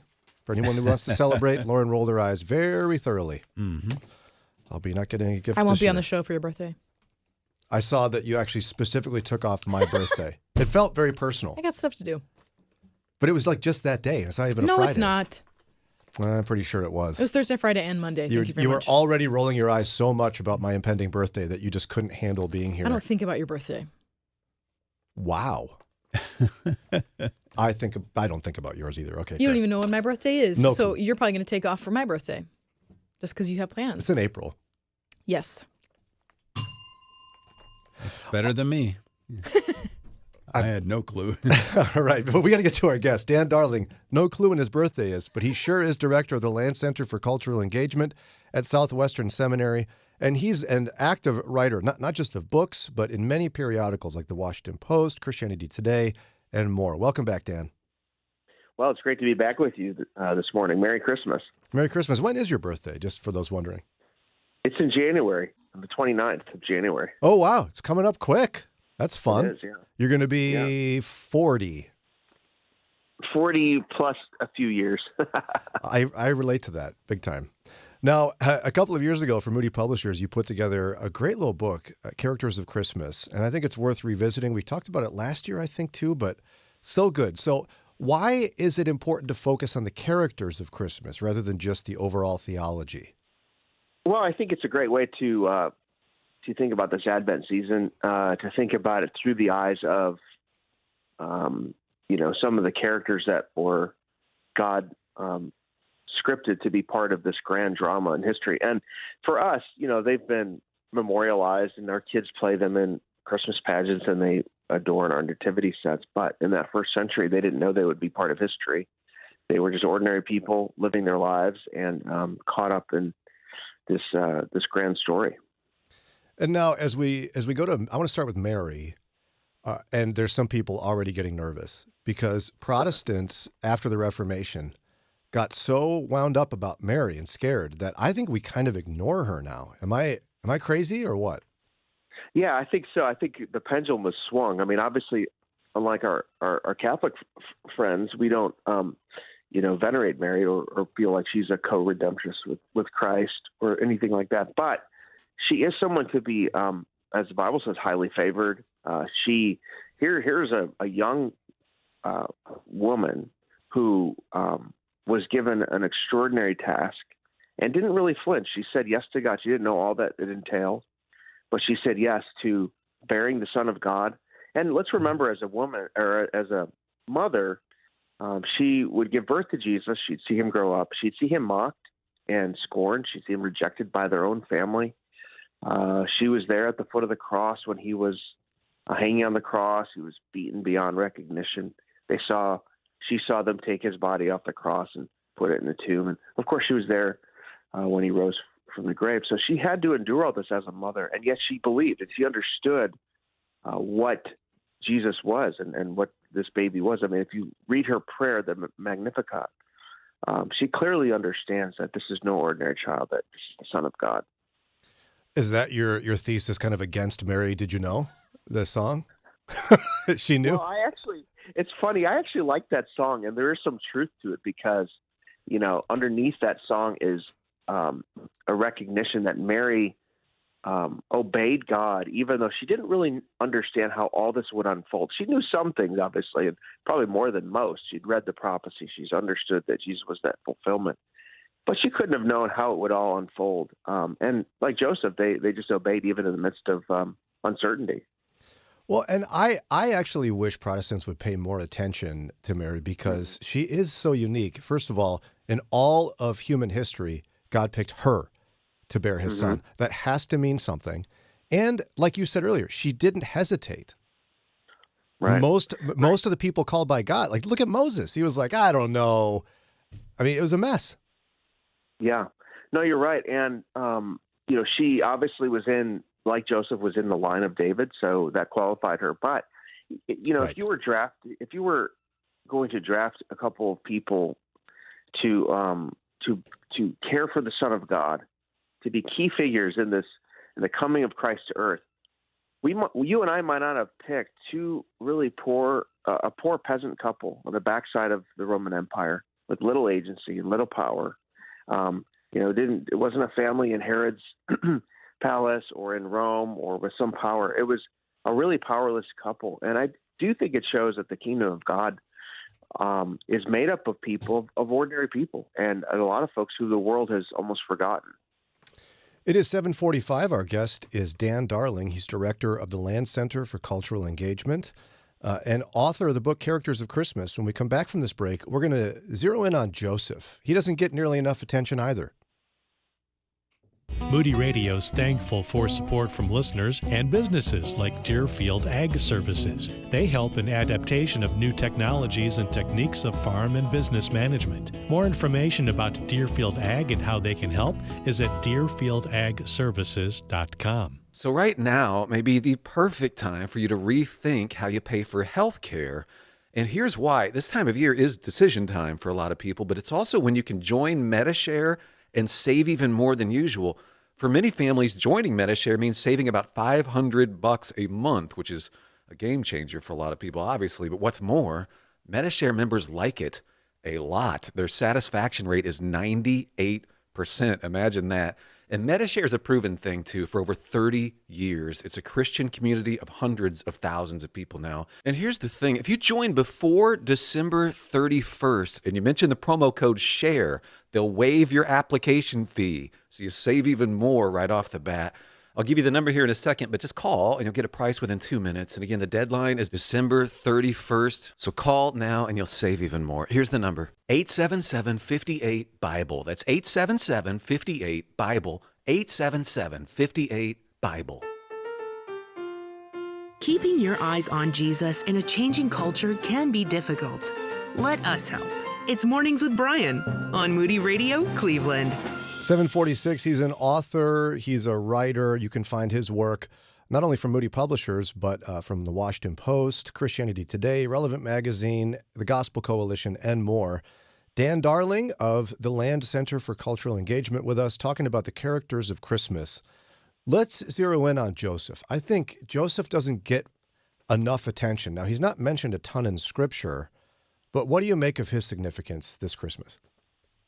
Well, I think it is significant. And one of the things that I think characterizes Joseph is that whenever he was tasked with something, he just always did the next right thing. I mean, Matthew describes him as being very righteous. But put yourself in his shoes for a minute. I mean, here he is betrothed to Mary. They have dreams and hopes, I'm sure, like every young couple did. And all of a sudden, he finds out that Mary is pregnant. Now, the first time he finds out that Mary's pregnant, it wasn't from the angel. It was from probably Mary herself. And I'm sure he gave her the benefit of the doubt, but that's quite a story to say, I'm pregnant, it's not with you, and it's from the Son of God. And it does talk about, I think the Matthew's really vague, but he talks about, Joseph thinking about it over some days. And before the angel visited him, he did this, he picked the option that would best help Mary, and where he was going to divorce her privately instead of publicly shaming her. That was the right option. But that's a big deal, though, Dan. I mean, in that cultural context, nobody would have batted an eye if he would have had her shamed. Oh, absolutely. And instead, he gets a vision. He gets a dream from an angel appears to him and tells him not to fear, that this is from God. And so it says he immediately took Mary to be his wife. He did this knowing he would take on some shame for marrying her because, again, he got a visit from the angel, and so did Mary, but the rest of their family did. And some of them would believe, but maybe not all of them. But I think in some ways he's also a picture of Christ himself, because he was willing to bear shame for this baby who would one day bear shame for him. And we don't know much about his later life. We do know that he was Jesus' earthly father. He shaped him. Later in the Gospels, when Jesus returns to his hometown, he's known as Joseph's son, which is important. so Jesus probably in his humanity learned a lot from Joseph, how to do carpentry, but also learned probably the scriptures and all those things. He's an example of faithfulness. He's an example of taking on a task that is hard and difficult and obeying God. And I think he is someone that men can easily and should look up to. Amen. Yeah, I think he sets a bold example, and it's beautiful. Now, the shepherds, I guess you're a big fan of the shepherds. I'm not certain a lot of people would necessarily focus on that. So what did you glean from looking at them more carefully? Well, I just think it's really interesting that, this announcement that the Son of God, the King of Israel, has come into the world. The first announcement, you and I would probably have done that with great fanfare in Herod's palace or with Caesar in Rome. Today, we might do a press conference or have a website or a social media campaign. Instead, Jesus is announced. God announces this to shepherds outside Bethlehem, lowly shepherds outside Bethlehem. And I think there's three reasons for that. I think one, it shows the kingdom of God is an upside-down kingdom, and he comes to the lowly and the people that are close to the ground. The shepherds were common, ordinary folks. Number two, I think shepherding is a common picture of leadership in Scripture, from all through Scripture.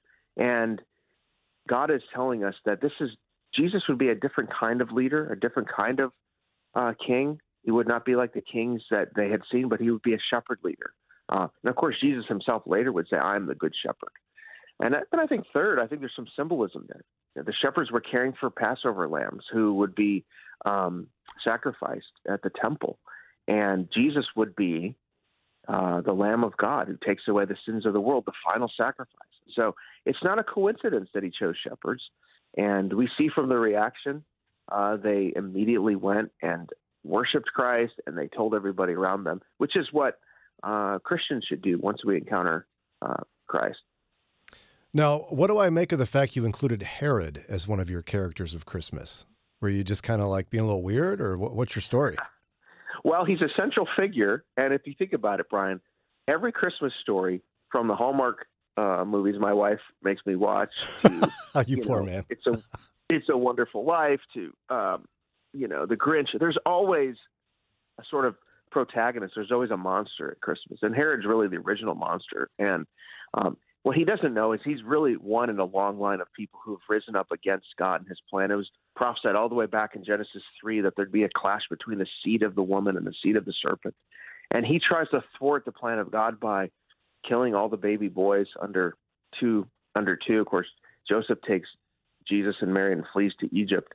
But he thinks he can defeat God. And in the end, actually, this little baby in the manger is a more powerful king than Herod. Really, in Matthew's gospel, he's contrasting different kinds of kings. You got Herod, you've got the little baby, and then you have the kings from the east who come and worship and fall down and worship Jesus. And so I think it's a real clash between Jesus and Satan, between God and the enemy, and obviously God prevails. And so I think it also tells us too, Brian, that at Christmas time it's not just sentiment and warmth and wonderful things it is, but Christmas, the first Christmas came at a time when the world was very unstable, when there was violence and evil, and Christmas invites us to understand that the Son of God, this baby in the manger, is the solution to the problems that face the world. And I think today it almost seems audacious to celebrate Christmas when there's so much terrible going on in the world, or maybe in your own life.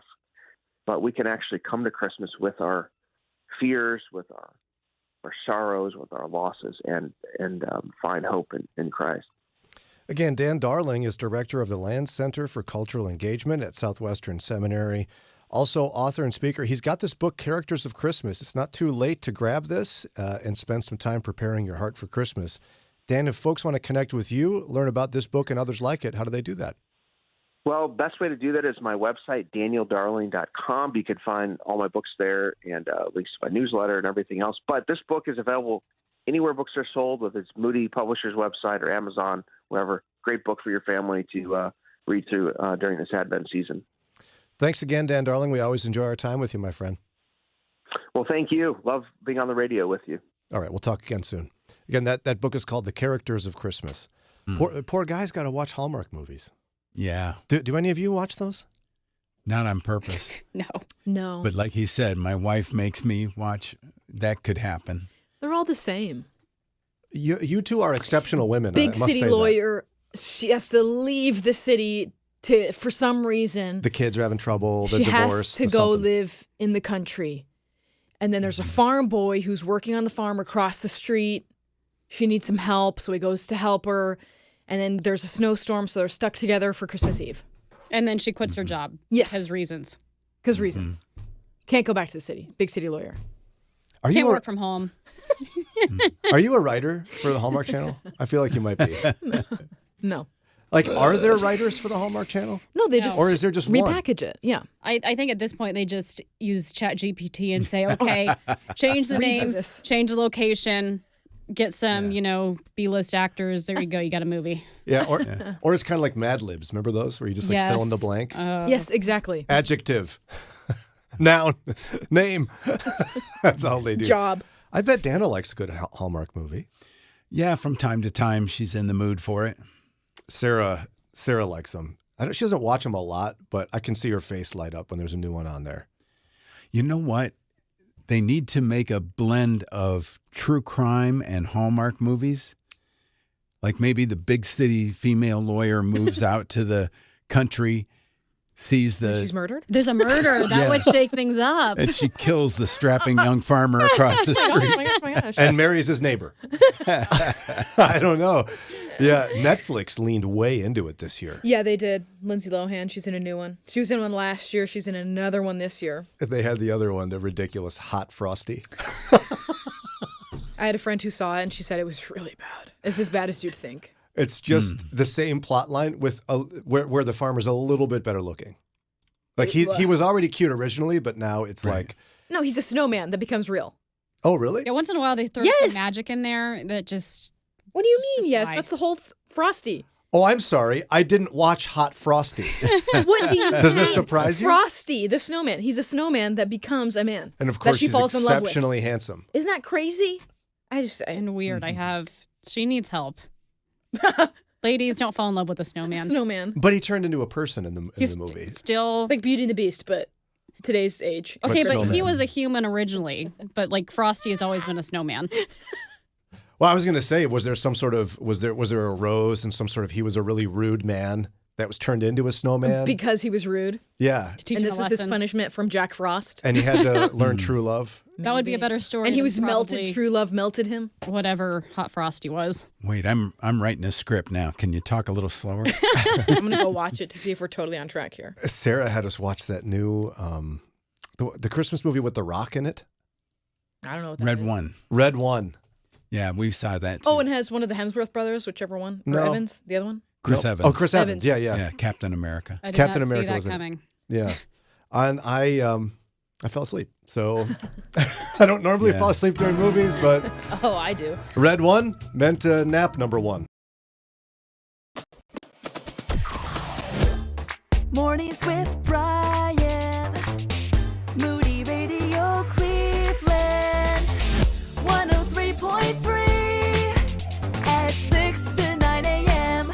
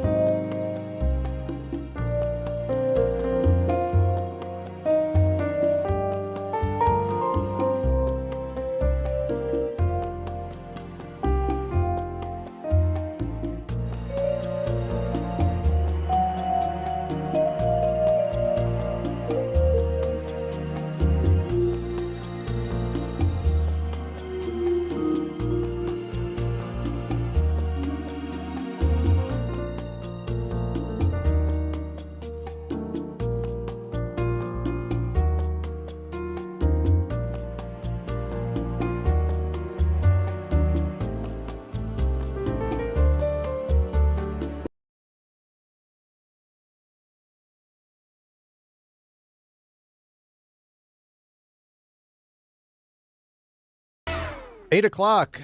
Does America need to rethink radically what it means to be old? Ron, I'm going to have you represent old people. Okay. Can you do that?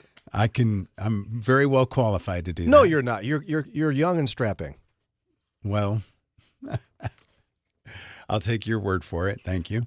But this article makes a case that it's time for us to totally rethink what old age means functionally and practically in society. We'll see how we feel about it. I'm sure you'll get upset, and we'll talk about it in a minute.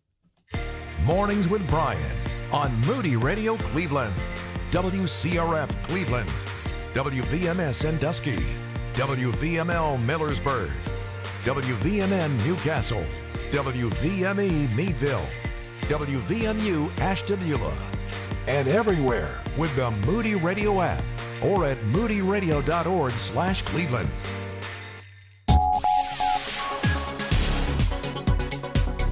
Senator Bernie Sanders says he hopes to work with Donald Trump to raise the minimum wage.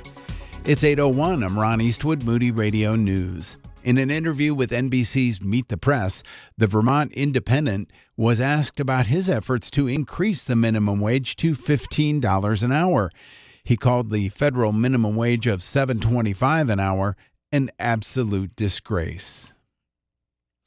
The Ohio Department of Child and Youth is expanding their Child Protective Services Fellowship Program. The initiative allows college students who are interested in working with CPS to get some firsthand experience while still enrolled in school. And a statewide initiative is set up to help lower-income Ohioans who are struggling with heating costs during the winter. The HEAP Winter Crisis Program provides one-time payment to cover energy bills for the individuals and families who are in danger of having their utility service disconnected. Sports and weather just ahead. Hi, I'm Dr. Mark Jobe, president of the Moody Bible Institute. I've also been a pastor for decades. On Bold Steps, my goal is to lead you on a path of authenticity in your walk with God. I desire to do that with Bible teaching that is clear, practical, and pushes people to take bold steps in their relationship with Christ. You can hear Bold Steps weekdays at noon and Sunday evenings at 7 here on Moody Radio Cleveland. In sports, the Chiefs beat our Browns 21-7, and to add injury to insult, Nick Chubb broke his foot during the game. The Steelers fell to the Eagles 27-13, and the Blue Jackets got blown away by the Hurricanes 4-1. Here's your Moody Radio Cleveland forecast. Patchy, dense fog this morning. A slight chance of showers this morning, and then the chance will increase as we head into the afternoon hours. It's going to be warmer with our highs in the mid-50s. What a pleasant change after sub-20s for about a week there.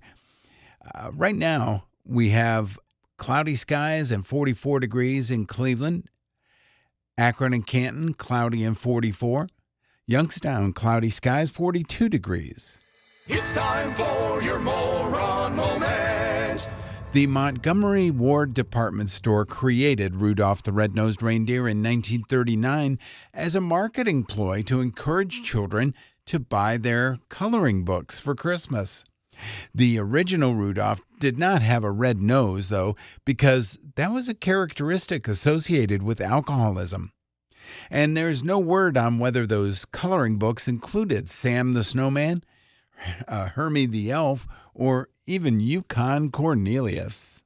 And that's your Moron Moment. And you'll find that on our Facebook and Instagram. It's 8:04. With Moody Radio News, I'm Ron Eastwood.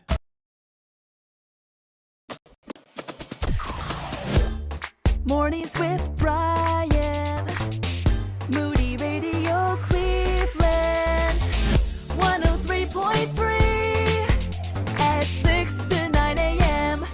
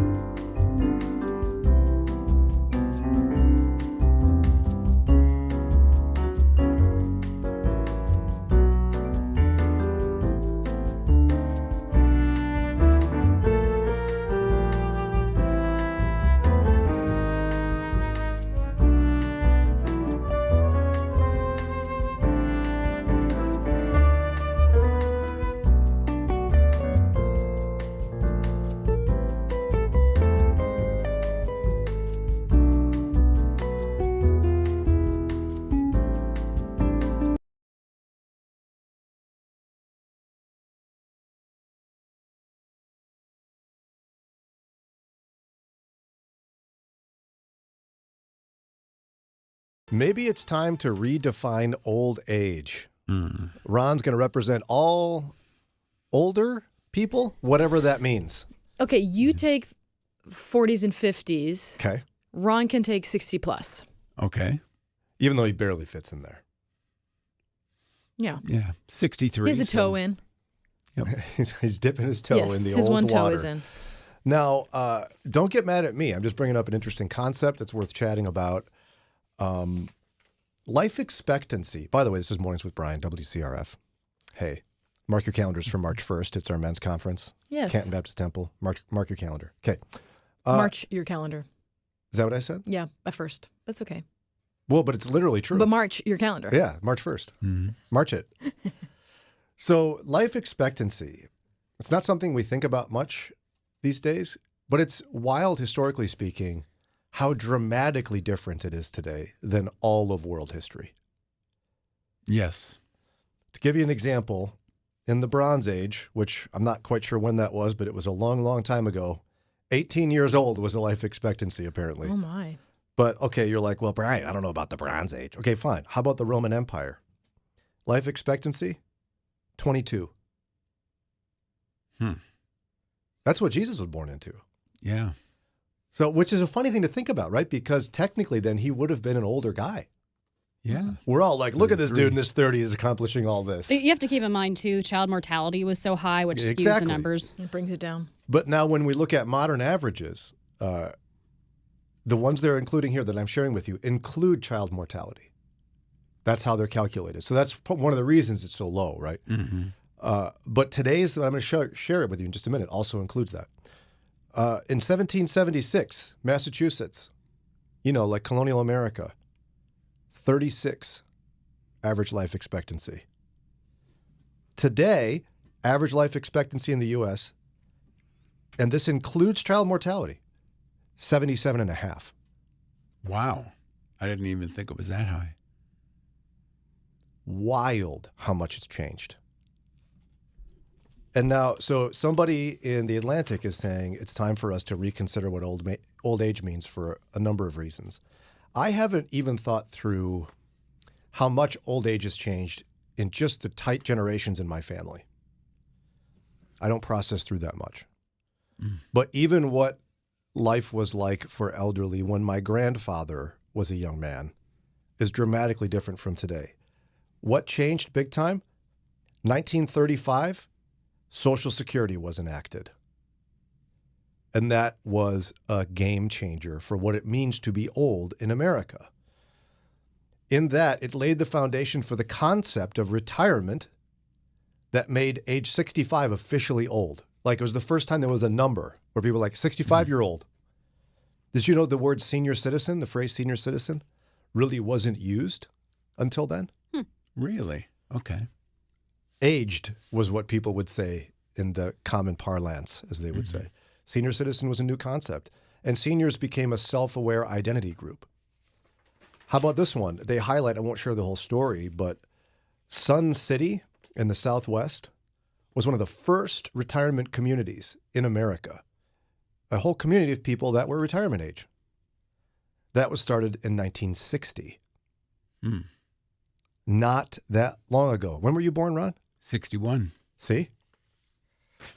And so what they're saying now is things have changed so much. This person is like, it says, by now the average American, 65-year-old, can expect to live another 18 and a half years. 80 is the new 68. In as much as the mortality rate for an 80-year-old American woman in 2019 was the same as that of a 68-year-old woman in 1933. Total change in, what would you call that? 2 generations?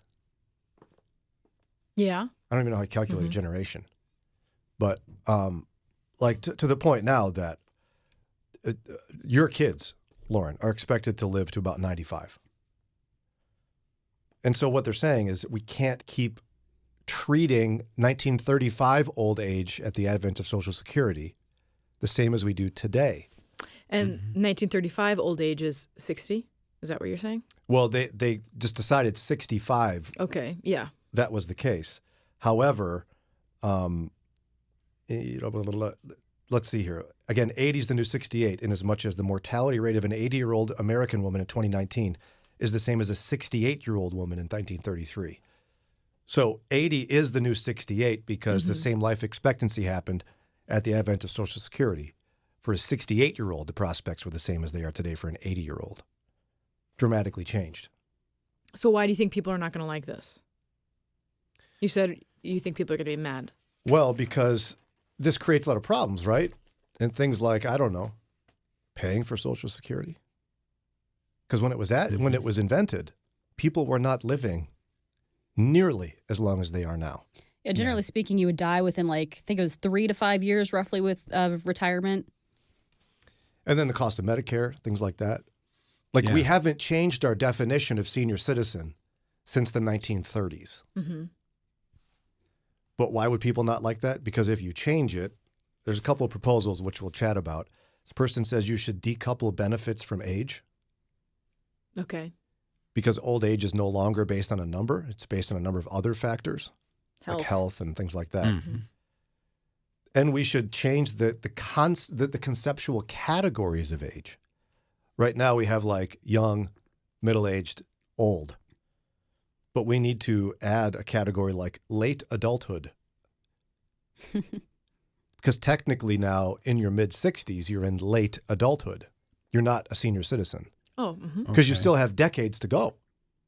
When Social Security was invented, you just had a little bit of time left. You see now why people might get mad about it? Yeah. Ron's like, yes, mad, me. We'll talk more about this together here in just a minute. It's not insurance, and that's a new way of thinking for some families. Christian Healthcare Ministries is a credible way to meet family healthcare costs affordably, biblically, and effectively, whether starting or growing your family. Serving families as a nonprofit healthcare sharing ministry for over 40 years, CHM has offered families the freedom to choose how they would like to meet healthcare costs. Be pleasantly surprised and find answers to your questions at chministries.org/Moody. That's chministries.org/Moody. Raju has followed Christ for over 40 years, but he cannot read the Bible. Sometimes it felt like he couldn't know anything about Jesus. Then he received a Bible designed specifically for him, a talking Bible. Now Raju can hear the scriptures played to him in his own language and can easily share about Jesus with others.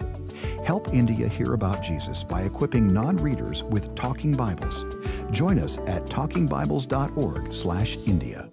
Hey, my name is Brant Hansen, and I have less than 30 seconds here to share something truly, profoundly awesome with you, and I'm going to. It's a website, cure.org/Moody. You'll see God at work, seriously. It's through Cure International Children's Hospitals where kids are healed and the kingdom is proclaimed so brilliantly. I tell people this is the most Jesus-shaped ministry I've ever seen. Check it out. So beautiful. Before and after videos of these kids healed in the name of Jesus. Just go to cure.org/Moody. May God bless your life with love and joy this holiday season. Merry Christmas from your friends at Mornings with Brian and Moody Radio Cleveland.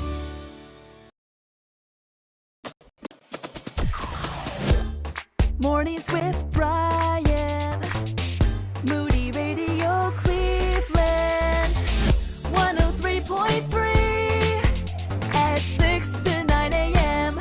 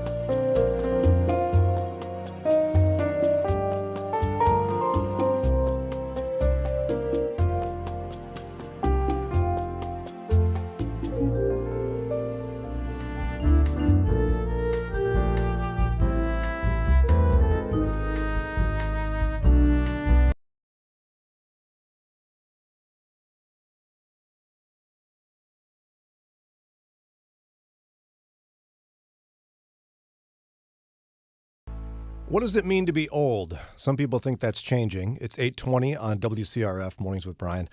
This piece from The Atlantic is actually kind of changing my view of the recent trend of comparing ages from like 30 years ago to today. The classic one I've seen a bunch of times is the actual ages of the Golden Girls. Remember that TV show? Yes. My grandma was such a fan of that show. I remember watching it with her all the time. And they were like 40. Yeah. But they looked, in today's time, 70. Right. And then you look at and in particular, it's usually women that are shown this way, but like what a woman in her 60s who's a celebrity looks like today. Oh. Versus like, what's her name for Murder, She Wrote? Oh. Angela Lansbury. Yes. Remember Murder, She Wrote, Ron? Yeah. Such a big show. And she was just kind of a nice old lady who is probably like 50, you know? But I think my whole concept of this was like, what's wrong with people today at first when I would see it? I was like, look at these people today trying to preserve their youth. But what if old age really has changed that much? Like health has changed so much. Life expectancy has adjusted so much that really there is that much of a difference. There's actually, I saw recently someone was comparing and contrasting teenagers, like high school students in like the 30s or the 40s. They look like what we would consider to be 20 or 30-year-olds. The difference is shocking how much older these teens look like compared to what we think of as teenagers and young adults today. Well, and when you look at the life expectancy data I showed a few minutes ago, it makes more sense, doesn't it? Yeah. I mean, again, if we compare the wild one, which is the life expectancy of a 68-year-old woman in 1933, right around when Social Security came out, is the same life expectancy for an 80-year-old woman today. Almost 20 years of youth regained over time is the way to put it, right? Yeah, I think that's fair. So maybe it isn't all that weird. It's not that people in the past were weird or people in the present are weird. I mean, all the plastic surgery is a little weird, but... But not everyone's getting that. Right. Like that's just an overgeneralization to assume that's why people look younger today for longer. So maybe it truly is changing what old age means. And so with that in mind, one person wrote here, this is a wild fact. See what you think about this, or assertion, I should say. With millions of people living vigorously into their 80s and beyond, the very idea of retirement, the expectation that people will leave the workforce at an arbitrary age, makes no sense. Yeah, I see that. I've got friends who have retired, some who retired a while ago that were my classmates. And I'm like, dude, I don't know what you were doing. You hit the lotto or something? But yeah, you're healthy and still somewhat vigorous. You don't want to go off and not do anything. And if you don't have the finances to up and travel and take cruises and do all the things that people talk about in retirement, well, what would you do? You go home, you watch a lot of TV. So why not stay in the workforce? You get the mental and physical stimulation that you've had your entire life and continue to bring in income so that you can live a more comfortable lifestyle. Yeah, I'm actually expecting to probably hit close to 100 just based on my family history. We have a lot of specifically women that live a really long time. Wow. So assuming they don't change the retirement age by the time I get there, that's nearly 40 years I have to sit on my butt or just indulge in, self pleasures like cruises and stuff like that. That sounds awful. I would not want to do that. But of course, here's the problem. As the person goes on to say, tax breaks and other benefits should not be distributed simply because people reach a certain age. The only way to shift our culture's approach to what old age is, given the literal reality of life expectancy so dramatically different today and so much longer, you'd have to change when people can get their benefits and how they get them. But then how do you choose? Because then you're still adding an age onto it, even if you push it back. It would almost have to be treated, I mean, I'm just thinking out loud here, but treat it like they would do disability with a physician's assertion that you've reached old age. Mm-hmm. Like physiologically. Get a doctor's note, you are now old. Essentially. Yeah, but some people, they have enough retirement that they could retire earlier than somebody else, and they want to. And so even if they're physically well, they've spent their life saving so that they can have a retirement to do the things that they want to do while they're still physically able. But then they would treat Social Security still, many of the people in that category you're talking about, treat it like an entitlement. I don't need it, but it's mine.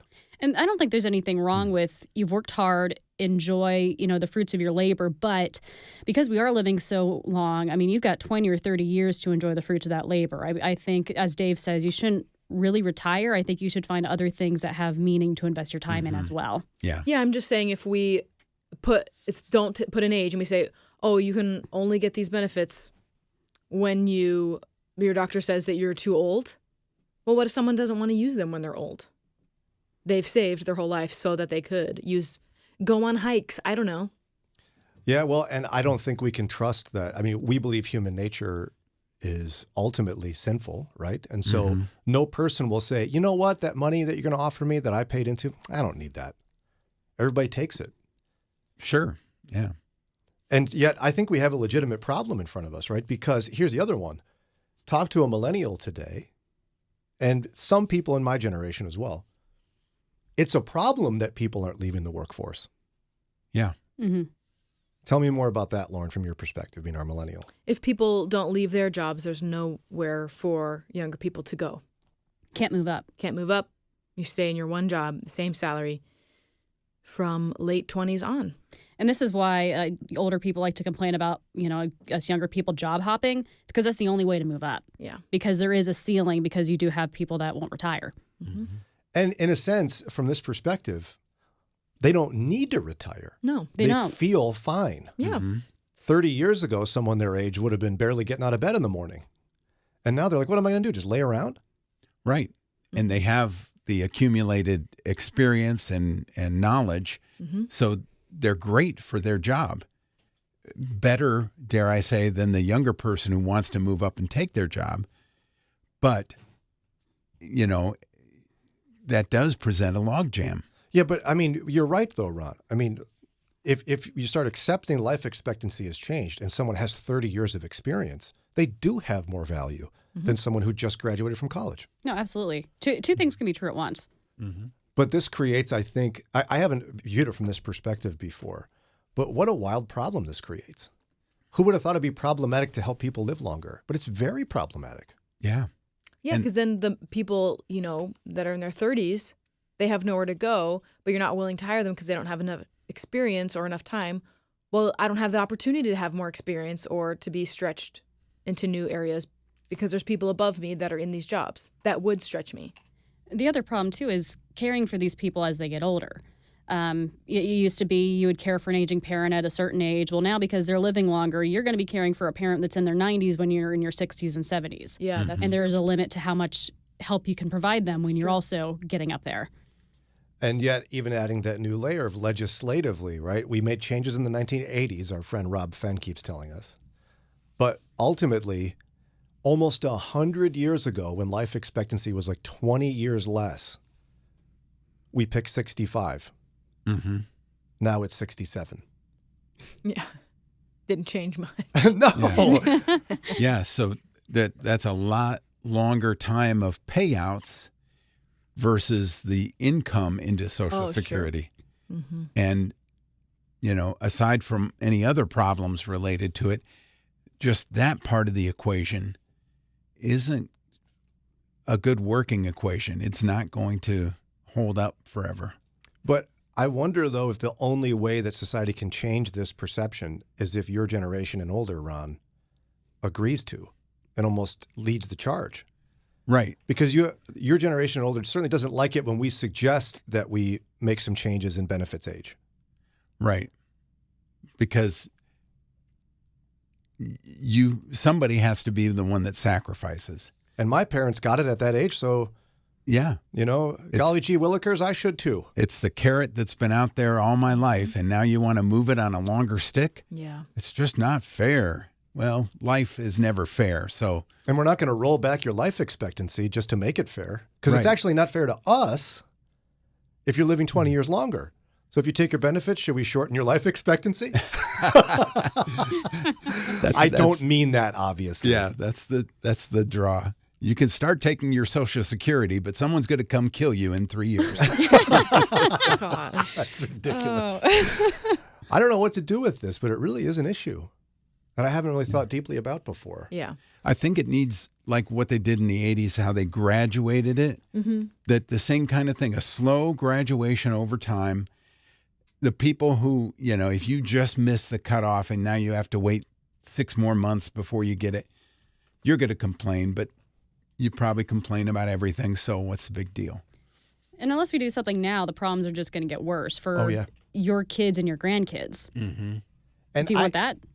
I'm not even certain we've fully digested how much life expectancy expansion impacts everyone. I'm not even certain I associated that with the struggles millennials are experiencing until recently. I think the depiction has been more stubborn boomers won't retire. No, they're not stubborn. They're fully capable of still doing their jobs. Right. That's not stubborn. That's just normal. Okay. If you're feeling fine and you're not barely making it physically, why wouldn't you keep working? Mm-hmm. Especially if you're like, boy, I got 30 years left. I'm not going to just sit around. No. Right. And so millennials have to shift their thinking in terms of this is not a bunch of stubborn old boomers who refuse to retire. The question is more, why would they retire? Mm-hmm. And yet we're all still stuck with the problem. Yeah. And Gen X looks up at boomers and says, well, when my parents, this is how it progressed. You get this basic job and you move up to a supervisor, a manager, and on up. It can't work that way anymore because there's just not that many links in the chain that will be open. I don't know how to fix it, but please don't change my benefits. Exactly. Oh, wait, that's the Exactly. problem. Yes, That's the problem. exactly. Okay. Well, at least maybe we'll change it for millennials. I barely made it in, and I'll be happy about that for Gen X. We've been through enough traumatic experiences. Just bring it on. It's fine. Another one. We just make you guys take care of all of us. Right. Forever. Millennials are the middle child. Yes. You really are. Ha ha. They won't even talk about you anymore. Thank you. Gen please. Z and Gen Alpha. Yeah, leave us alone. All right, keep working harder at the same job. Can't. Maxed out. Too bad. It's 8:32, time for a break. When we come back, our latest Advent reading. Yay. Lauren will take us through another Advent reading. Because of a lot of issues, Cuba is in a deep, dark crisis right now. That's Charles Morris, journalist, author, and host emeritus of Haven Today. I'm Andy Napier, and this is Footsteps from TWR. Haven produces a Spanish program for Cuba called El Faro de Redención, or Redemption Lighthouse, which airs on TWR from Bonaire. And Charles, what are you hearing out of Cuba these days? Andy, when you're in Cuba and you ask a question, the answer is always, it's complicated. Because of a lot of issues, Cuba is in a deep, dark crisis right now. I'm on a prayer meeting with some people from Cuba. For 2 weeks straight, there was no diesel fuel to be had in the country. That means trucks can't drive. That means supplies can't be delivered. Oil has been a problem for many years. There were the demonstrations. People said, we're not getting enough to eat. You're not taking care of our needs. The government has been scared, and they came down hard. A lot of pastors were put in prison. But it's still the greatest revival in the Western Hemisphere. People are coming to faith in Jesus Christ like never before. Radio, through Transworld Radio Station in Bonaire that we broadcast on every night, the only Christian station that covers the whole country, we have been able to keep broadcasting. And every month we get more and more and more messages out from people that are listening and saying, I've found Jesus. He's now my Lord and Savior.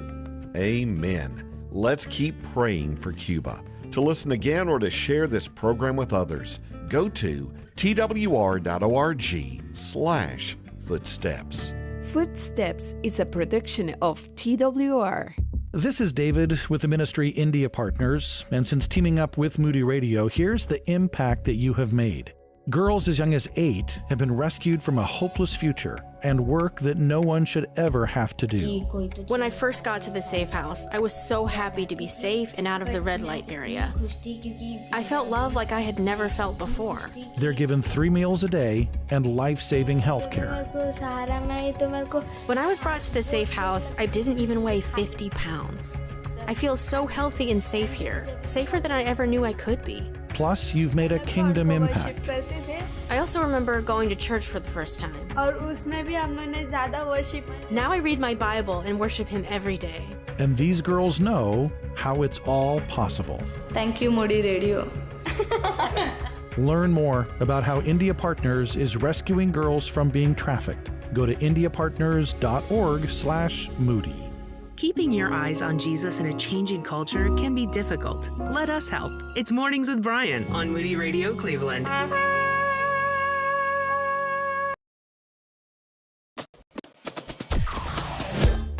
Mornings with Brian. Moody Radio Cleveland.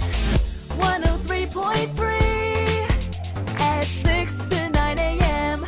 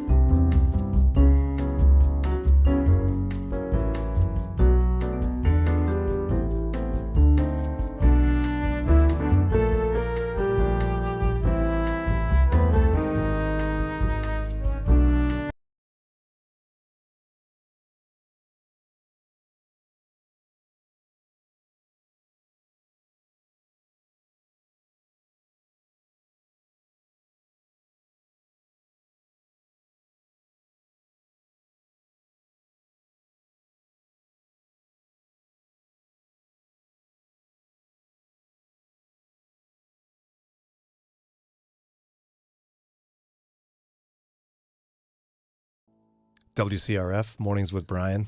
It's hard to come in after one of those. Yeah. Got to soften your voice a little. You don't know where the end is either because they just keep going. Yeah, there's like 3 endings. The piano player just wants to keep it going. But it's a beautiful song. Beautiful. Mary, did you know? I'm not sure how much she knew, but she knew most. Not all of it. Not most. She knew almost none of the stuff in the lyrics, but she knew a lot. She knew a lot. From the angel. She knew the why. There you go. There you go, Ron. Hey, it's Mornings with Brian. Mark your calendar for Saturday, March 1st. That is when the Walkworthy Men's Conference will be at Canton Baptist Temple. Guys, we'll get you more information about tickets and such in the days ahead, but for now, just block the day so we can spend that time together. And Lauren has brought a new tradition to the show this Christmas season. Yes. And that you're bringing us Advent readings every Monday. That's right. And because we're taking off next week, Christmas week, we're a week ahead. So we're on week 4. This is our final week of our Advent reading. That makes sense. We're reading through Unwrapping the Names of Jesus by Asheriah Ciuciu, local friend. This is a Moody Publishers book. So each week she has names of Jesus that you read through. Week 4 of Advent is Love. And the name I'm going to be reading about is Man of Sorrows.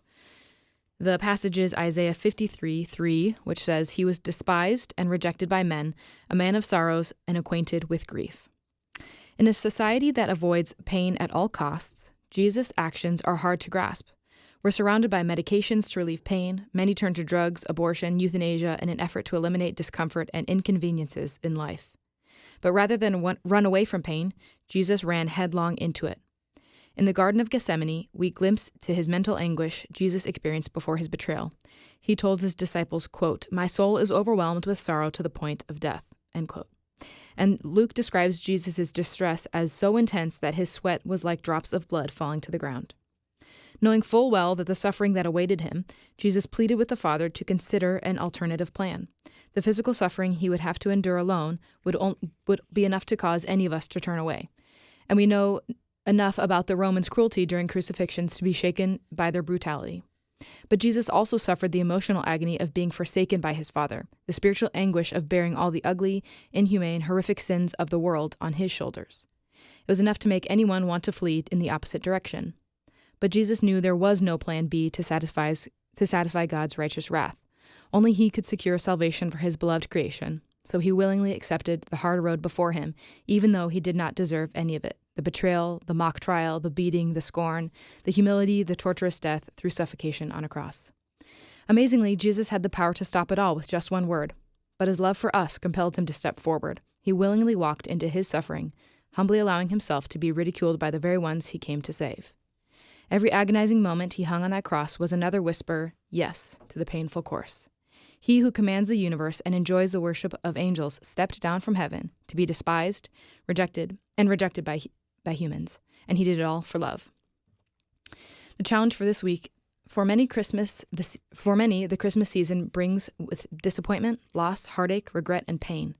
We may lament and grieve what we don't have, even though we're surrounded by kitsch holiday displays, jolly season's greetings. Instead of ignoring this pain, allow it to surface and bring it to the feet of Jesus, who was himself the man of sorrows. And he understands the burdens that may weigh you down. There would be no joy if Jesus' story had not also included intense suffering and rejection. Today, meditate on Jesus' agony during his last moments on earth, which is John 18 and 19. Reflect on the fact that he knew fully what awaited him at the cross, but still submitted to the Father's will. Then spend the rest of your day worshiping him who was made a man of sorrows and is now exalted on God's right hand. The prayer for today. O Lord, what can I say in the face of such love? The punishment that brought me peace fell upon you, and you willingly leaned into the suffering meant for me. Every sorrow and suffering I face, you faced first, and bore the wrath of God for me. Thank you, precious Jesus. Thank you. Yeah, I think there's something about suffering in this life that is terribly isolating. Mm-hmm. I think most of us, correct me if I'm wrong here, when we're in the midst of suffering and pain, we presume nobody understands. And it feels like no one's ever experienced this, whatever it is. Mm-hmm. Even if you know intellectually other people have. It doesn't feel like that. Yeah. You agree with that? Yeah, I think so. And that's one of the beautiful things about the life of Christ is that he truly experienced everything. And dare I say the worst of everything, especially if you've been betrayed. Yeah. This one, I spent a while on this concept, and it really struck me. I mean, if you've been betrayed, it's not nearly as bad as Jesus because you're still alive. We know the end of the story, so we think about Judas always with like this, oh, what a jerk. He was one of his closest friends for years. Yeah. And betrayed him for a couple bucks to be killed with a kiss. Mm-hmm. And then Peter, one of his best friends, in earshot 3 times, not even knowing him at all. Can you imagine if someone did that to you? Yeah, right in front of your face, basically. While you were being unjustly persecuted. Mm-hmm. That even those And they knew closest to you, that. and they totally knew it. They knew he was innocent, and they wouldn't stick up for him. Mm-hmm.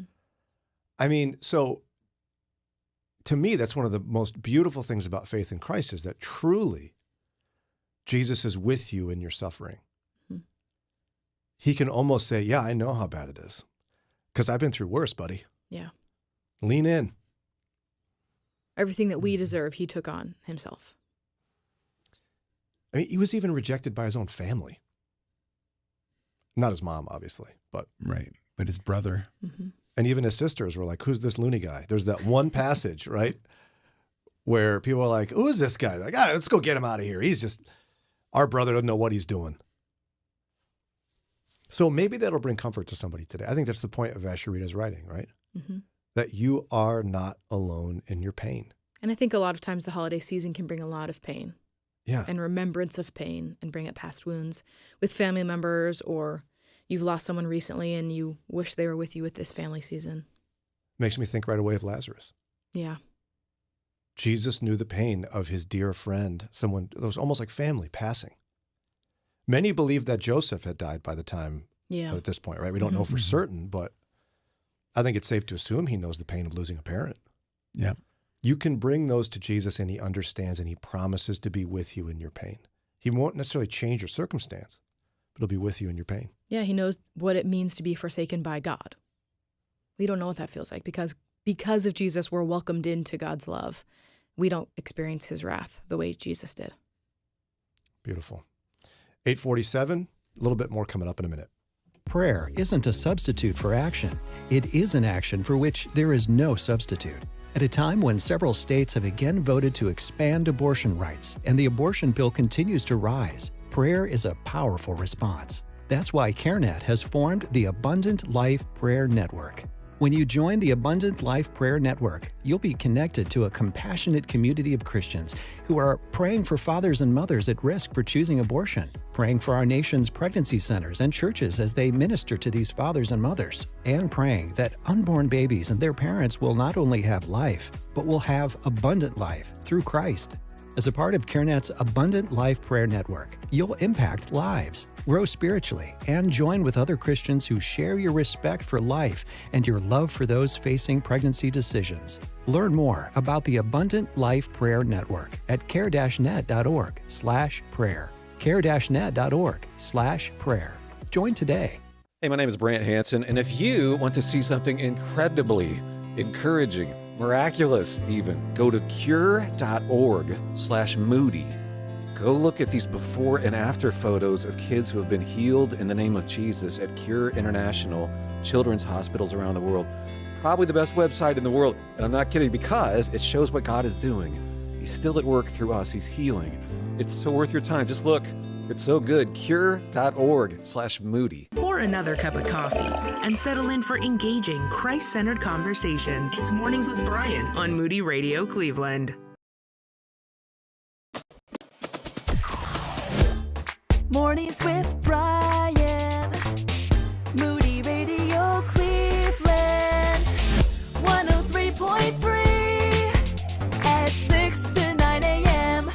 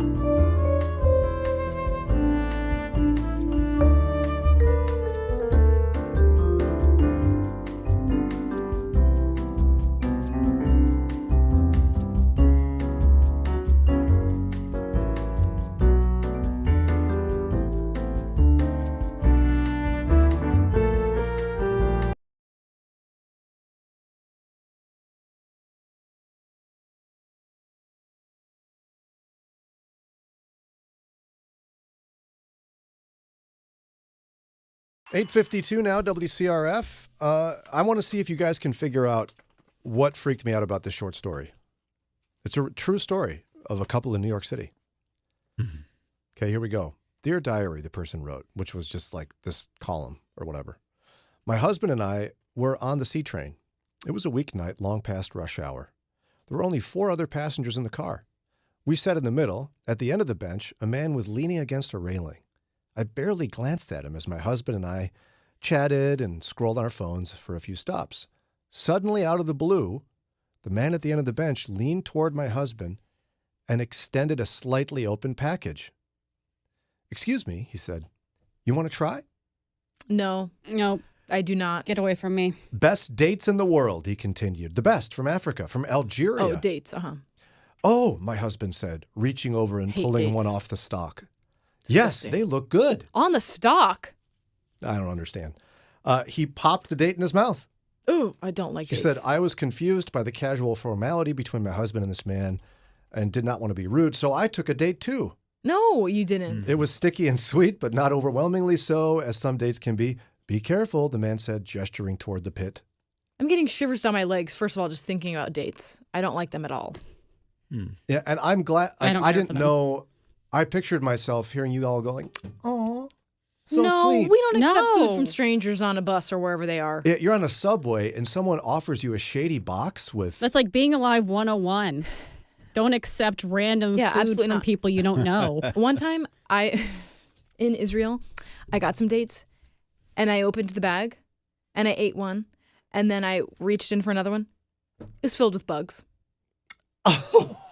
Gross. So I already don't like dates just because how they taste, but then I also have that experience.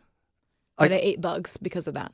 I mean, can you picture being on, like, you're in Cleveland, you get on the bus just for funsies? No. Someone, hey, you want one? No, I don't. What?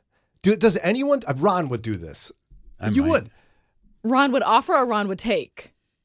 Both. Yeah. Ron gives rides to strangers at gas stations in the middle of the night. Don't you? Yes, he does. Yeah, I did it again recently. Ronald. What?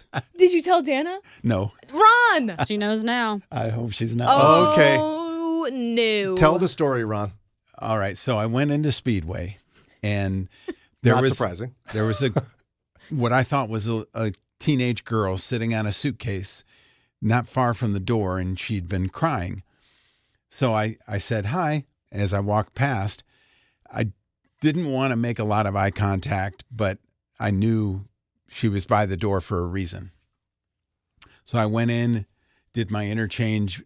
I recharged my gas card with the attendant at the desk. And as I'm coming back, she said something to me, and I didn't quite understand it. So I stopped, got a little closer. Excuse me, can you give me a ride to West Boulevard? Yes, I can. It took about that long. Ron. But, What time was it? 2:30 or 3 in the morning. Yeah. And, I said a prayer. Who knows what's in Lord, that suitcase, Ron? Please don't let me get into any trouble. It's full of knives. Yeah, she did have a chainsaw and a hockey mask, but I looked past that. No. You need like a camera for the inside of your car for as often as you do this kind of thing. But it turned out, I felt better as I agreed to give her a ride. She said thank you to the clerk for allowing her to stay in there and be warm. And thank you to another customer who was shopping because he had checked in to be sure she was okay. So I thought, well, she's got some kind of, normal morality or whatever. Or a great act. I mean, I don't. Could be, but. Hate to be cynical. Yeah. But. So I went out, I let her in the car, I pumped my gas. And then when I got in, she was like real appreciative. She gave me the address and I punched it in the navigation on my phone and we drove, and it was 15 minutes from, the wrong direction for me. But we talked the whole way. Her name was Rosé. She's actually 30 years old, but she's just small. So she looked younger, and that's... Why was she at a random gas station with a suitcase in Medina? In Middleburg Heights. Okay. So it doesn't change much, but go ahead. Yeah. It's not like she's near the airport. No, the story was she'd been with her boyfriend at a hotel across the street, Oh. and he didn't want to take her home, and she didn't want to stay with what was going on or whatever. Okay. I didn't want to delve much into that. I just No. wanted to get her home safely. She had a 9-year-old son. I don't know if he was by himself or what, but I dropped her off and said I'd be praying for her, and I have. Okay. What a guy, Ron. I like that Ron's the type of guy that someone would ask. No one would ask me for anything. Well, you don't give off the "I'd love to give Yes, you a ride" that's exactly vibes. what I'm saying. On purpose, you do that. Yes. But now let's just say, start with Daria. Jimmy came home and said, "Hey, guess what I just did?" What would you say? I would have some questions to make sure he was being smart and safe about it, but I'd be like, okay, good for you. Did something good. And then don't ever do that again. I don't know. Okay, Lauren. Off with his head. Like you'd be super We're mad not at doing Eddie. that. In this family, we do pre-Christmas and we don't And give we rides don't at gas do stations. rides. We got 2 kids here. You got to be here for them. We're not doing scary rides at 2 a.m. That's what Dana says. Yes. And he keeps doing it. Well, Ron's the only person who has an excuse to be out at 2 o'clock in the So morning. true. Like if Jimmy is like, I was at a gas station at 2 a.m. and Why? he wasn't like driving back from somewhere like across the country visiting his parents or something, I'd be like, what were you doing? We got a problem. Isn't that wild, though, that the three of us, like the thing in this story that I didn't have more hope in humanity. I was like, oh no, they took a date from a stranger, No, but you fruit can't from eat someone they didn't know. A fruit. Never. No, we don't eat from strangers. I don't care what it is that you've offered me. I don't want it because I don't know where it's been. And Appreciate that. it's okay to be rude if things are a little questionable. That's all right. We don't eat dates from strangers. There was a choir concert at the school last night. What is that? Be weird, be rude, stay alive. It's on her mug. Ron does not live by that. The rest of us do. We might have to dig back into that Friday.